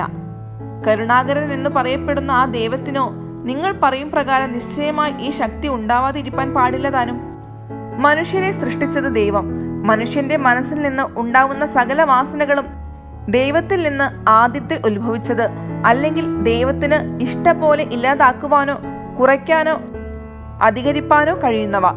കാര്യം ഇങ്ങനെ ഇരിക്കുമ്പോൾ ദൈവം പാപകർമ്മങ്ങൾ ചെയ്യാൻ ഒരു മനുഷ്യനുണ്ടാവുന്ന ഉത്സാഹങ്ങളെയോ വാസനയെയോ നിർത്താതെ അത് ചെയ്യിപ്പിച്ച ശേഷം അവനെ കഠിനമായി ശിക്ഷിച്ച് വേദനപ്പെടുത്തി നശിപ്പിക്കുന്നത് എന്തിന്?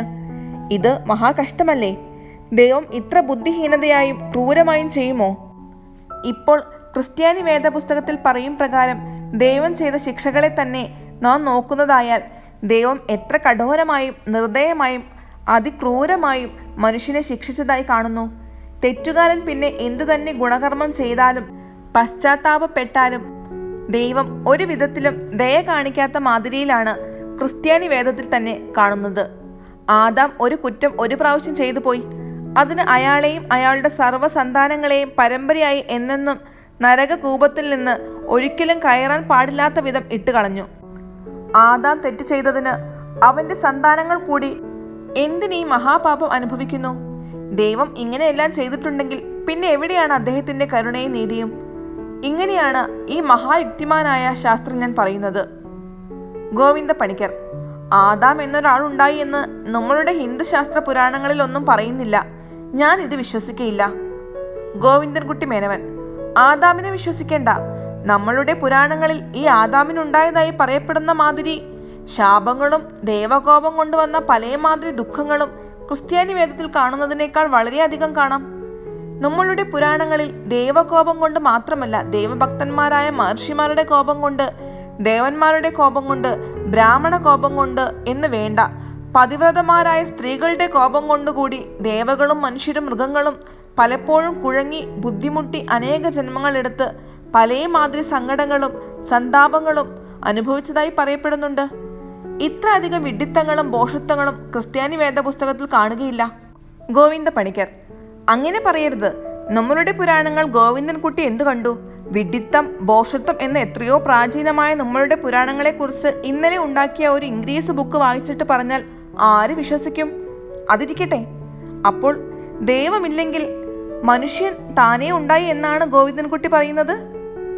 ഗോവിന്ദൻകുട്ടി മേനവൻ: മനുഷ്യൻ എന്ന് വേണ്ട, ഈ കാണുന്ന സകല ചരാചരങ്ങളും പലവിധ കാരണങ്ങളിൽ നിന്നും ശക്തികളിൽ നിന്നും താനെ ഉത്ഭവിച്ചു നിറയുന്നതാണെന്നാകുന്നു ഞാൻ പറയുന്നത്. ഗോവിന്ദ പണിക്കർ: അപ്പോൾ ഒരു മനുഷ്യൻ മരിച്ചാലോ അവന്റെ ജീവൻ എങ്ങോട്ട് പോകുന്നു? ഗോവിന്ദൻകുട്ടി മേനവൻ: എങ്ങോട്ടും പോകുന്നില്ല, അതില്ലാതാവുന്നു. ഒരു കത്തുന്ന തിരി കെടുത്തിയാൽ അഗ്നി എവിടേക്ക് പോകുന്നു? എവിടേക്കും പോകുന്നില്ല, അതില്ലാതെ പോകുന്നു. അതുപോലെ ജീവനും.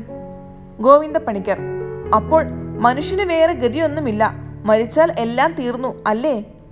നിന്റെ മതം ഈ പിശാചുക്കൾക്ക് കൊള്ളാം, മറ്റാർക്കും കൊള്ളരുത്. മനുഷ്യന് എങ്ങനെ ഈ കൈകാലുകൾ, കണ്ണ്, മൂക്ക്, ചെവി മുതലായ ഇന്ദ്രിയങ്ങളെല്ലാം ഉണ്ടായി? ഇതെല്ലാം ഇത്ര ശരിയായും വെടിപ്പായും എന്തു കാര്യകാരണങ്ങളാണ് ഉണ്ടാക്കിയത്? മാധവൻ: ശരി, അച്ഛന്റെ ചോദ്യം ഒന്നാന്തരം. അച്ഛൻ ഗോവിന്ദൻകുട്ടിയോട് ചെയ്ത ചോദ്യം അല്പം ചില ഭേദങ്ങൾ ചെയ്താൽ നല്ല ഒരു ഇംഗ്ലീഷ് ശാസ്ത്രജ്ഞൻ ചെയ്ത പോലെയുള്ള ഒരു ചോദ്യമായി വരും. ആ ചോദ്യം ഞാൻ ചെയ്യാം. ഈ ജഗത്ത് മുഴുവനും താനേ ഒരു പ്രത്യേക സൃഷ്ടാവ് ഇല്ലാതെ ഉണ്ടായി വന്നത് എന്നോ ഗോവിന്ദൻകുട്ടിയുടെ സിദ്ധാന്തം? ഗോവിന്ദൻകുട്ടി മേനവൻ: അതെ, ഒരു പ്രത്യേക സൃഷ്ടാവ് ഉണ്ടാക്കിയതാണെന്ന് വിചാരിപ്പാൻ സംഗതിയില്ലെന്ന് ഞാൻ പറയുന്നു. മാധവൻ: അങ്ങനെ അഭിപ്രായപ്പെടുന്നതിനുള്ള കാരണങ്ങൾ ചുരുക്കത്തിൽ സ്പഷ്ടമായി പറയൂ. ഗോവിന്ദൻകുട്ടി മേനവൻ: ചുരുക്കത്തിൽ സ്പഷ്ടമായി പറയാൻ പ്രയാസം. മാധവൻ എന്നെപ്പോലെ തന്നെ ഈ സംഗതിയെപ്പറ്റി പല പുസ്തകങ്ങളും വായിച്ചിട്ടുണ്ടല്ലോ. അതുകൊണ്ട് ഞാൻ ജ്യേഷ്ഠൻ അറിയാൻ മാത്രം ചുരുക്കി പറയാം. ചുരുക്കി പറയുന്നതിൽ എൻ്റെ താല്പര്യം സ്പഷ്ടമായി കാണിപ്പാൻ കഴിയുമോ എന്ന് എനിക്ക് സംശയം. എൻ്റെ കയ്യിൽ ഇപ്പോഴുള്ള ഈ പുസ്തകത്തിൽ തന്നെ ഓരോ ഭാഗങ്ങൾ വായിച്ചു പറയാം. മിസ്റ്റർ ബ്രാഡ്ലാവിൻ്റെ പുസ്തകത്തിൽ അധികവും ഭാഗം ക്രിസ്ത്യാനി വേദത്തിൽ ജഗൽ സൃഷ്ടി ഉണ്ടായ സ്വഭാവത്തെയും കാലത്തെയും പറയുന്നത് എല്ലാം ശുദ്ധമേ കളവും അസഭ്യവുമാണെന്ന് കാണിപ്പാനുള്ള സംഗതികളെയാണ് പറഞ്ഞിട്ടുള്ളത്. എന്നാൽ അതുകളെക്കുറിച്ച് ഇവിടെ പറഞ്ഞിട്ട് ആവശ്യമില്ല. വാളസ്, ഡാർവിൻ മുതലായ പല ശാസ്ത്രജ്ഞന്മാർ ജഗതുൽപത്തിയെപ്പറ്റി പറഞ്ഞിട്ടുള്ളത് സൂക്ഷ്മമായി ആലോചിച്ചാൽ ഈ കാണുന്ന സകല ചരാചരങ്ങളും ഇവല്യൂഷൻ എന്ന ഉൽപ്പത്തി സമ്പ്രദായ പ്രകാരം താനേ ഉത്ഭവിച്ചു വന്നതാണെന്ന് കാണാം. ഡാർവിൻ പറയുന്നു, സാധാരണ സാധനങ്ങൾക്ക് പകർച്ച, വളർച്ച, നാശം ഇതുകൾ സ്വഭാവേന ഉള്ളതാകുന്നു. ഓരോ സാധനം ഒരു പ്രകാരത്തിലും ഗുണത്തിലും ഇരിക്കുന്നത് കാലാന്തരം കൊണ്ട് മറ്റൊരു പ്രകാരത്തിലും ഗുണത്തിലുമായി വരുന്നു, പിന്നെയും മാറുന്നു, പിന്നെയും വളരുന്നു. അങ്ങനെ അനന്തകോടി സംവത്സരങ്ങളാൽ ഒരു സാധനം വേറെ സാധനങ്ങളുമായുള്ള ചേർച്ചയാലോ ആവശ്യങ്ങളാലോ അതിൻ്റെ ഒന്നാമത്തെ ഗുണവും സ്വഭാവവും വിട്ട് ക്രമേണ മറ്റൊരു സ്വഭാവത്തിലും ഗുണത്തിലുമായി വരുന്നു. ഇത് സാധാരണ സർവ്വ പദാർത്ഥങ്ങളിലും താനേ ഉള്ള ഒരു ശക്തിയാണ്. ഇതുപ്രകാരം തന്നെയാണ് മനുഷ്യന്റെ ഉൽപ്പത്തിയും. ആദ്യത്തിൽ എത്രയോ അണുമാത്രമായ ഒരു ജീവജന്തു ക്രമേണ അനവധി കാലം കൊണ്ടും ജീവന്റെ ആവശ്യപ്രകാരവും ആഗ്രഹപ്രകാരവും അതിനൊത്ത ദേഹാകൃതികളെ സ്വല്പം ഭേദമായി അതാതു കാലത്ത് മാറി കാലക്രമേണ ഇപ്പോൾ നാം കാണുന്നത് പോലെ മനുഷ്യന്റെ ദേഹാകൃതിയിലും സ്വഭാവത്തിലും വന്നു ചേർന്നിരിക്കുന്നു. ഇതിന് ദൃഷ്ടാന്തമായി പല സംഗതികളെയും ഡാർവിൻ എന്ന ശാസ്ത്രജ്ഞൻ പറഞ്ഞിരിക്കുന്നു. പ്രത്യേകം ഒരു സൃഷ്ടാവ് ഈ ജഗത്തിലുള്ള എല്ലാ പദാർത്ഥങ്ങളെയും വെവ്വേറെ ഉണ്ടാക്കിയതല്ലെന്ന് കാണിപ്പാൻ പല ദൃഷ്ടാന്തങ്ങളുമുണ്ട്. നനവുള്ള പുതുമണ്ണിൽ കുറെ തീയിട്ടോ മറ്റോ ചൂട് പിടിപ്പിച്ച ശേഷം തണുപ്പുള്ളതായ ഒരു സാധനം കൊണ്ട് സാധാരണ വായുവിനെ സ്പർശിപ്പാൻ പാടില്ലാത്ത വിധം ഒരു 4-5 മണിക്കൂർ ആ സ്ഥലത്തെ അടച്ചു മൂടിയതിൽ പിന്നെ ആ അടപ്പ് എടുത്തു നോക്കിയാൽ പലപ്പോഴും ആ സ്ഥലത്ത് ലക്ഷോപലക്ഷം ചെറിയ സ്വരൂപങ്ങളുള്ള ചിതൽ എന്ന് പറയുന്ന വെളുത്ത ഒരു വക പ്രാണികൾ ഇളകി പതച്ചു നടക്കുന്നത് കാണുന്നു. എവിടെ നിന്നാണ് ഇത്ര അനവധി ചിതലുകൾ ഇത്ര ക്ഷണം കൊണ്ടുണ്ടായത്? ദൈവം അപ്പോൾ ഉണ്ടാക്കിയതോ? ഇത് പെറ്റുണ്ടായതോ? അതല്ല ചില കാരണങ്ങളാൽ അന്യോന്യം സംശ്രയിച്ചപ്പോൾ താനേ ഉണ്ടായി വന്നതോ? പിന്നെ അതിലൊരു ചിതലിനെയോ അല്ലെങ്കിൽ അതിലൽപ്പം വലിയൊരു പുഴുവിനെയോ വേട്ടാളൻ എന്ന് പറയുന്ന ഒരു പ്രാണി എടുത്ത് അതിൻ്റെ കൂട്ടിൽ വെക്കുന്നു. 10-15 ദിവസം ആ വേട്ടാളനുമായി സമ്പർക്കിച്ചിരിക്കുമ്പോഴേക്ക് ആ പുഴു താനേ വേട്ടാളനായി തീരുന്നു. ഇങ്ങനെയുള്ള ചില്ലറയായ സാധനങ്ങൾ നോക്കിയാൽ ഒന്നിൽ നിന്ന് മറ്റൊന്നുണ്ടാവുന്ന സ്വഭാവം അറിയാം. ഈ ജഗത്ത് എല്ലാം അനാദിയായ കാലശക്തിയാലും ഓരോ വസ്തുക്കളുടെ സംശയങ്ങളാലും സംശയഭാവങ്ങളാലും താനേ ഉണ്ടായി നിറഞ്ഞു വന്നതും താനേ നശിച്ചു പോകുന്നതുമാകുന്നു എന്നേ വിചാരിപ്പാൻ വഴിയുള്ളൂ. ഹക്ലലി എന്ന ഒരു മഹാവിദ്വാൻ പറയുന്നു, ജീവനുള്ള സകല ജന്തുക്കളുടെയും അല്ലെങ്കിൽ പഞ്ചേന്ദ്രിയ വികാരങ്ങളോട് സംയുക്തങ്ങളായ സകല ശരീരങ്ങളുടെയും ഉൽപ്പത്തിയെ നാം സൂക്ഷ്മമായി ശാസ്ത്ര സിദ്ധാന്തമായ അറിവോടുകൂടി നോക്കുമ്പോൾ ഓരോ ജന്തു ആദിയിൽ ഉത്ഭവിച്ചത് ഓരോ പ്രത്യേക കാരണങ്ങളിൽ നിന്നാണെന്ന് വെളിവായി കാണാം. നമ്മൾ ചുറ്റും കാണുന്ന അനന്തകോടി ജീവജാലങ്ങൾ ഈ കാരണങ്ങളിൽ താനെ ഉത്ഭവിച്ചും വളർന്നും പരന്നും നശിച്ചും കാണാതെയായും വരുന്നത് കാണുന്നു. ഇത് സാധാരണ പല ജീവജാലങ്ങളിൽ സ്വതസിദ്ധമായ ഒരു ശക്തിയാകുന്നു. അങ്ങനെയുള്ള ശക്തിയില്ലാതെ ജീവജാലങ്ങൾ ഒന്നും തന്നെ ഇല്ല. ഇങ്ങനെയാണ് ഹക്സലി എന്ന മഹാവിദ്വാന്റെ അഭിപ്രായം. ബ്രാഡ്ല എന്നാൽ പറയുന്നു, നമുക്ക് ഇതുവരെ കിട്ടിയിടത്തോളമുള്ള അറിവുകളിൽ നിന്ന് ആദിയിൽ മനുഷ്യരെ കണ്ട കാലത്തിൽ അവർ ഇപ്പോൾ കാണുന്ന പ്രകൃതവും സ്വഭാവവുമുള്ള മനുഷ്യരെ പോലെ ആയിരുന്നില്ല. ആദ്യത്തിൽ കണ്ടതായി അറിയപ്പെടുന്ന കാലത്ത് മനുഷ്യൻ ഏതാണ്ട് ഒരു മൃഗം പോലെ ശുദ്ധ മൃഗങ്ങളുമായി തമ്മിൽ തല്ലി മല്ലിട്ടും കൊണ്ട് ഗുഹാവാസം ചെയ്തു കഴിച്ചിരുന്ന ഒരു ജന്തു തന്നെയായിരുന്നു. എന്നാൽ ക്രമേണ ഇപ്പോൾ മനുഷ്യൻ എത്ര ശക്തനും ബുദ്ധിമാനും സർവ്വവിദഗ്ധനുമായി തീർന്നിരിക്കുന്നു. ഇതുപ്രകാരം തന്നെ ഇപ്പോൾ നമുക്ക് അറിവ് കിട്ടിയിട്ടുള്ളതിനും പ്രാചീനമായി വളരെ കോടി സംവത്സരങ്ങൾ മുമ്പുള്ള സ്ഥിതി ഇനി നോക്ക് അറിവാൻ സാധിക്കുന്നുവെങ്കിൽ ഇന്ദ്രിയനിഷ്ഠമായ ജീവനെ വഹിക്കുന്നതിനു മുൻപ് പലവിധ ജീവദശകങ്ങളിൽ ഇപ്പോൾ കാണുന്ന സമർത്ഥനായ ഈ മനുഷ്യൻ കിടന്നിരുന്നു എന്ന് ഒരു സമയം കാണാൻ കഴിയുമെന്ന് ഞാൻ വിചാരിക്കുന്നു. ഇങ്ങനെയാണ് ബ്രാഡ്ല പറയുന്നത്. ഗോവിന്ദ പണിക്കർ, മനുഷ്യൻ ആദ്യം ഗുഹയിൽ മൃഗത്തിനെ പോലെ കിടന്നു എന്ന് ആര് വിശ്വസിക്കും? പക്ഷേ ബിലാത്തിയിൽ അങ്ങനെ ആയിരുന്നുവായിരിക്കാം. അതുപോലെ മൃഗപ്രായമായ മനുഷ്യൻ ഇപ്പോഴുമുണ്ട്, ഇല്ലേ മാധവ? മാധവൻ: ഉണ്ട്. ആഫ്രിക്ക രാജ്യത്ത് സാമാന്യ മൃഗങ്ങളെ പോലെയുള്ള മനുഷ്യർ ഇപ്പോഴുമുണ്ട്. ഗോവിന്ദൻ കുട്ടി മേനവൻ: പണ്ട് ഞാൻ പറഞ്ഞ കാലം ഞാൻ പറഞ്ഞ മാതിരിയേ മനുഷ്യനുണ്ടായിരുന്നുള്ളൂ. ഗോവിന്ദ പണിക്കർ: അതിന് എന്ത് പ്രമാണം? ഗോവിന്ദൻ കുട്ടി മേനവൻ: ശാസ്ത്രപ്രകാരമുള്ള അറിവ് തന്നെ. ഗോവിന്ദ പണിക്കർ: എന്തു ശാസ്ത്രം? നീ പേർ പറഞ്ഞ സായിപ്പന്മാരുണ്ടാക്കിയ ശാസ്ത്രമോ? ഗോവിന്ദൻ കുട്ടി മേനവൻ: അവരും അവരെ പോലെയും അതിലധികവും ശാസ്ത്രപരിജ്ഞാനമുള്ള ആളുകൾ എഴുതിയ പല ഗ്രന്ഥങ്ങളിൽ നിന്നാണ് ഞാൻ പറയുന്നത്. ഗോവിന്ദ പണിക്കർ: എന്നാൽ നീ ഇപ്പോൾ പറഞ്ഞതിൽ ഒരവസ്ഥ മാത്രം ഹിന്ദു ശാസ്ത്രപ്രകാരം അല്പം ഒക്കുന്നുണ്ട്. നീ പറഞ്ഞ പ്രകാരം തന്നെ നമ്മളുടെ ശാസ്ത്രത്തിലും ആദ്യം തൃണം മുതൽ പല ജന്മങ്ങളും കഴിഞ്ഞിട്ട് വേണം മനുഷ്യജന്മം കിട്ടാൻ എന്ന് പറയുന്നുണ്ട്. പക്ഷെ അങ്ങനെയെല്ലാം വരുന്നത് വാസനാരൂപമായി ദൈവകൽപ്പനയാലാണെന്നാകുന്നു നമ്മുടെ ശാസ്ത്രം.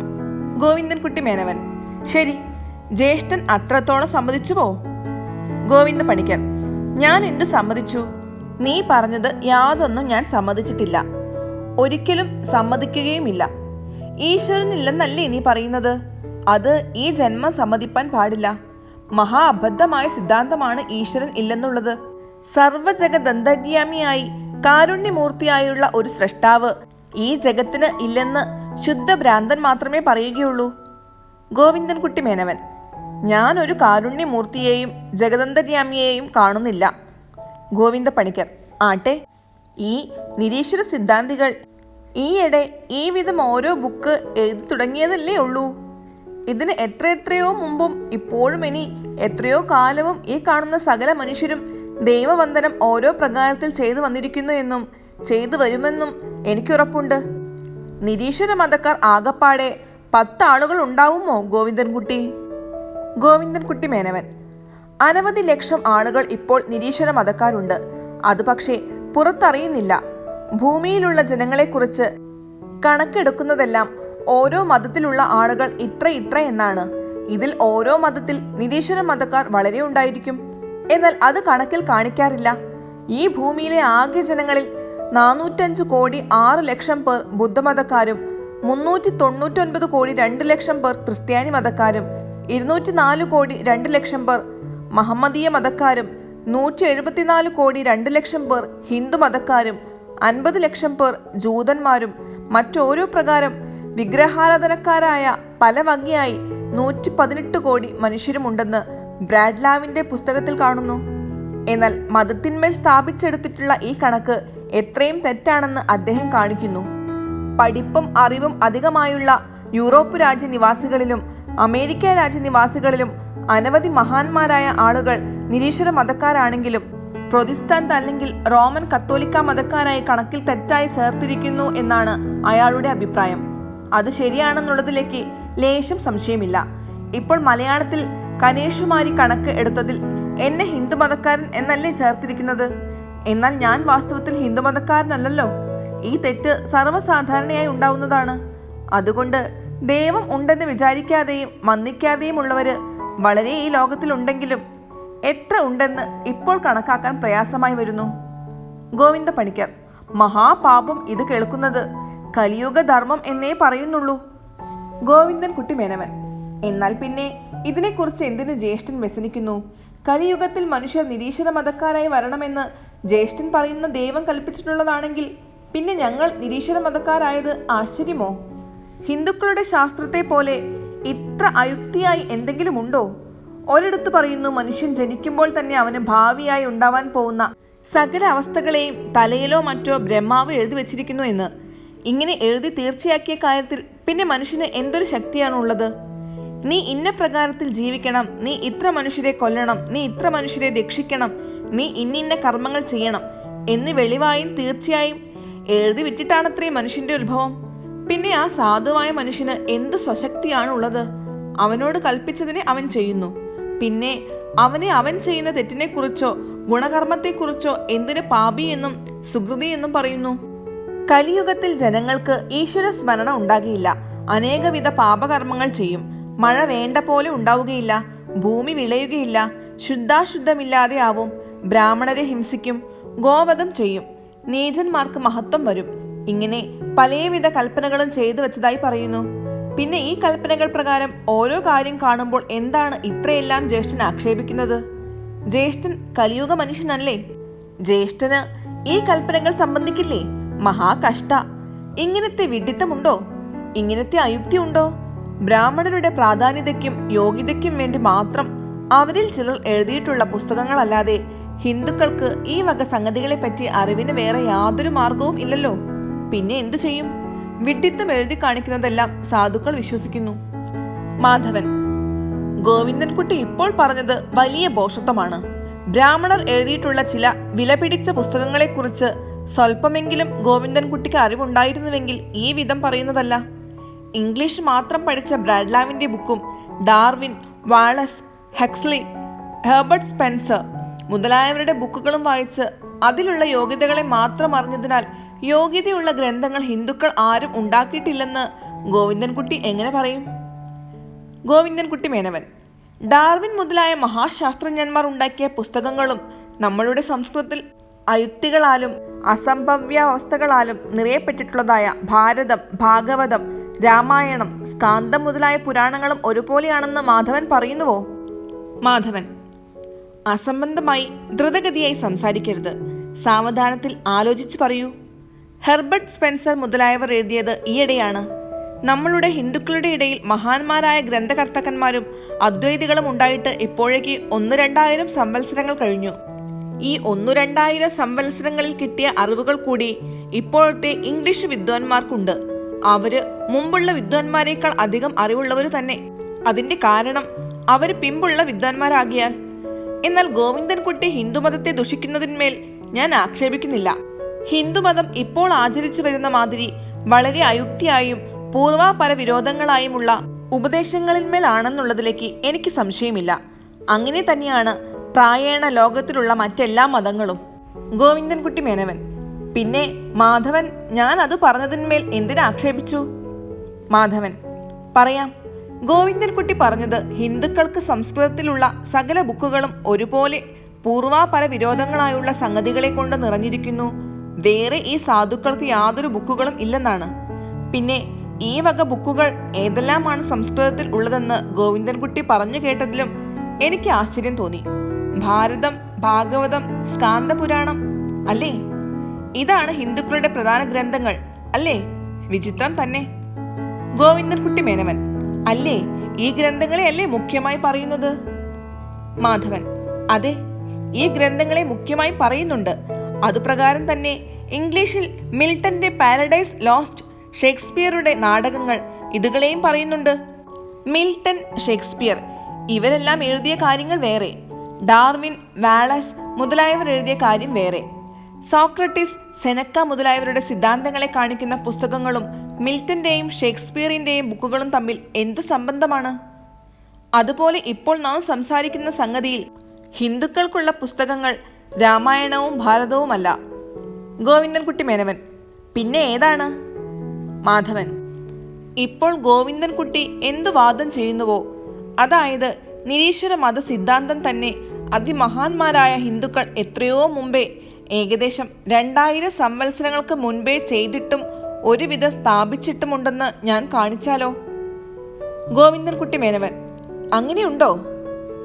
മാധവൻ: പിന്നെയോ, ഒന്നും അറിയാതെ ബന്ധപ്പെട്ട് എന്തെങ്കിലും പറയാതെ സാവധാനത്തിൽ കേൾക്കൂ. ഗോവിന്ദ പണിക്കർ: എന്താണ് കുട്ട നീ പറയുന്നത്? ഹിന്ദുക്കൾക്ക് നിരീശ്വര മതം എപ്പോഴെങ്കിലും ഉണ്ടായിട്ടുണ്ടോ? മാധവൻ: സംശയം കൂടാതെ ഉണ്ടായിരുന്നു, ഇപ്പോഴും ഉണ്ട്. സാഖ്യം എന്ന് പറയുന്ന കപില മഹർഷിയുടെ സിദ്ധാന്തം എന്തായിരുന്നു? 6 വിധമാണ് ഹിന്ദുക്കൾക്ക് സിദ്ധാന്തങ്ങൾ ഉണ്ടായിരുന്നത്. ഒന്നാമത് കപിലന്റെ നിരീശ്വര സാഖ്യ സിദ്ധാന്തം. രണ്ടാമത് പതഞ്ജലിയുടെ യോഗവും ഭഗവത്ഗീതയും. മൂന്നാമത് ജൈമിനിയുടെ പൂർവമീമാംസ.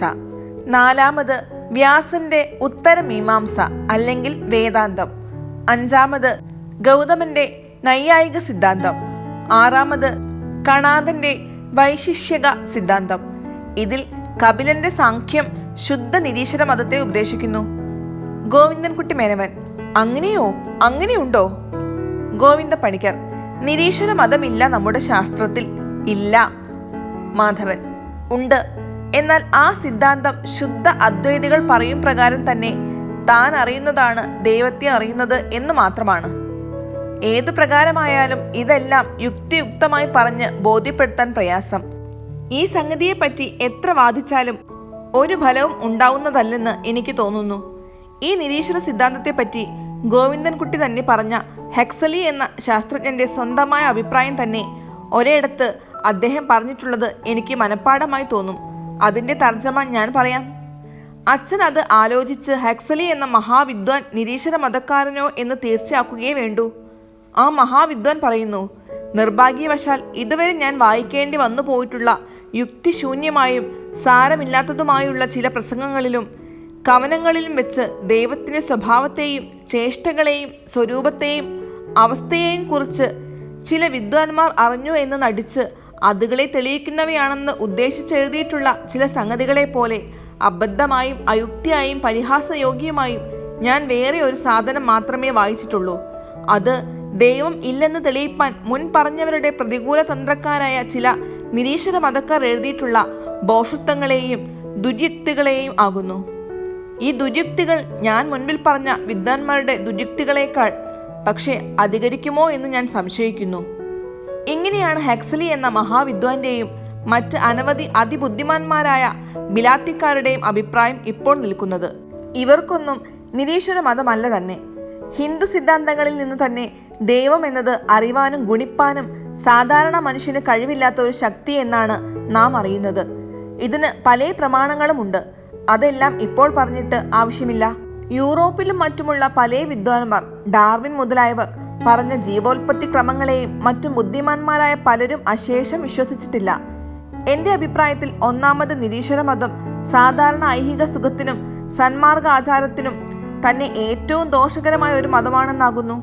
നിരീശ്വര മതം പ്രപഞ്ചത്തിൽ ഉണ്ടാക്കി വെക്കുന്നത് കൊണ്ട് യാതൊരു പ്രയോജനവും ഇല്ലെന്ന് മാത്രമല്ല, സാധാരണ മനുഷ്യജീവികൾക്ക് വളരെ ദോഷങ്ങളും കഷ്ടങ്ങളും ഉണ്ടായി വരുവാൻ കാരണമായി വരുമെന്ന് കൂടി ഞാൻ ഭയപ്പെടുന്നു. അതിനുള്ള സംഗതികളെയാണ് ഒന്നാമത് ഞാൻ പറയാൻ പോകുന്നത്. പിന്നെ എൻ്റെ സ്വന്തം വിശ്വാസത്തെക്കുറിച്ച് പറയാം. തങ്ങളുടെ സമസൃഷ്ടികൾക്ക് ഗുണത്തെയും ശ്രേയസ്സിനെയും സുഖത്തെയും വരുത്താനായിട്ടാണ് ബുദ്ധിമാന്മാരായ ജനങ്ങൾ എല്ലായ്പ്പോഴും ശ്രമിക്കേണ്ടത്. ദൈവം ഉണ്ടെന്നോ ഇല്ലെന്നോ ഉള്ള സൂക്ഷ്മസ്ഥിതി ആർക്കും അറിയാൻ കഴിയുകയില്ലെന്ന് ബുദ്ധിമാന്മാരായ ശാസ്ത്രജ്ഞന്മാർ സമ്മതിക്കുന്നതായാൽ തന്നെ പിന്നെ അവർ ചെയ്യേണ്ടത് ഈ സംശയത്തെ ഏതു നിലയിൽ നിർത്തുന്നതാണ് മനുഷ്യർക്ക് പരക്കെ ഉപകാരമായി വരുന്നത് എന്നുള്ള ആലോചനയാകുന്നു. ദൈവം ഇല്ലെന്ന് സ്ഥാപിപ്പാനുള്ള സംഗതികളെല്ലാം ശരിയാണെന്നും സത്യമാണെന്നുമുള്ള ഒരു ബോധം മനുഷ്യർക്ക് വന്നുപോയാൽ അതുനിമിത്തം അവർക്കുണ്ടാകുന്ന സങ്കടങ്ങളെ ഓർക്കുമ്പോൾ ആ ഒരു സംഗതി തന്നെ അങ്ങനെ ഒരു നിരീശ്വരത്വം പൊതുവിൽ മനുഷ്യർക്ക് വരുത്തരുതെന്ന് ബുദ്ധിയുള്ള എല്ലാ മനുഷ്യനെയും അഭിപ്രായപ്പെടുത്തും എന്നുള്ളതിലേക്ക് എനിക്ക് ലേശം പോലും സംശയമില്ല. ദൈവം ഉണ്ടെന്ന് കാണിപ്പാൻ 10 സംഗതികളെ പറയുന്നു. ആ 10 സംഗതികളെയും നിരീശ്വര മതവാദം ചെയ്യുന്നവന് തീരെ ഗണ്ണിപ്പാൻ കഴിയാത്ത പക്ഷം ദൈവം ഇല്ലെന്ന് കാണിപ്പാൻ വേറെ 10 സംഗതികളെ പകരം പറഞ്ഞ് സാധാരണ മനുഷ്യരുടെ മനസ്സിന് ഭ്രാന്തി വരുത്തി മനുഷ്യനെ വ്യസനത്തിൽ വിടുന്നത് കഷ്ടമല്ലയോ? ദൈവവിശ്വാസം ഉണ്ടാകുന്നത് കൊണ്ട് പ്രപഞ്ചത്തിൽ ഗുണമല്ലാതെ ദോഷമൊന്നും ഉണ്ടാകുന്നതല്ലെന്ന് കാണുമ്പോൾ ആ വിശ്വാസത്തെ സംശയരഹിതങ്ങളല്ലാത്ത സംഗതികളെ പറഞ്ഞു വിടിയിപ്പിക്കാൻ എന്തിനായിട്ട് ശ്രമിക്കുന്നു?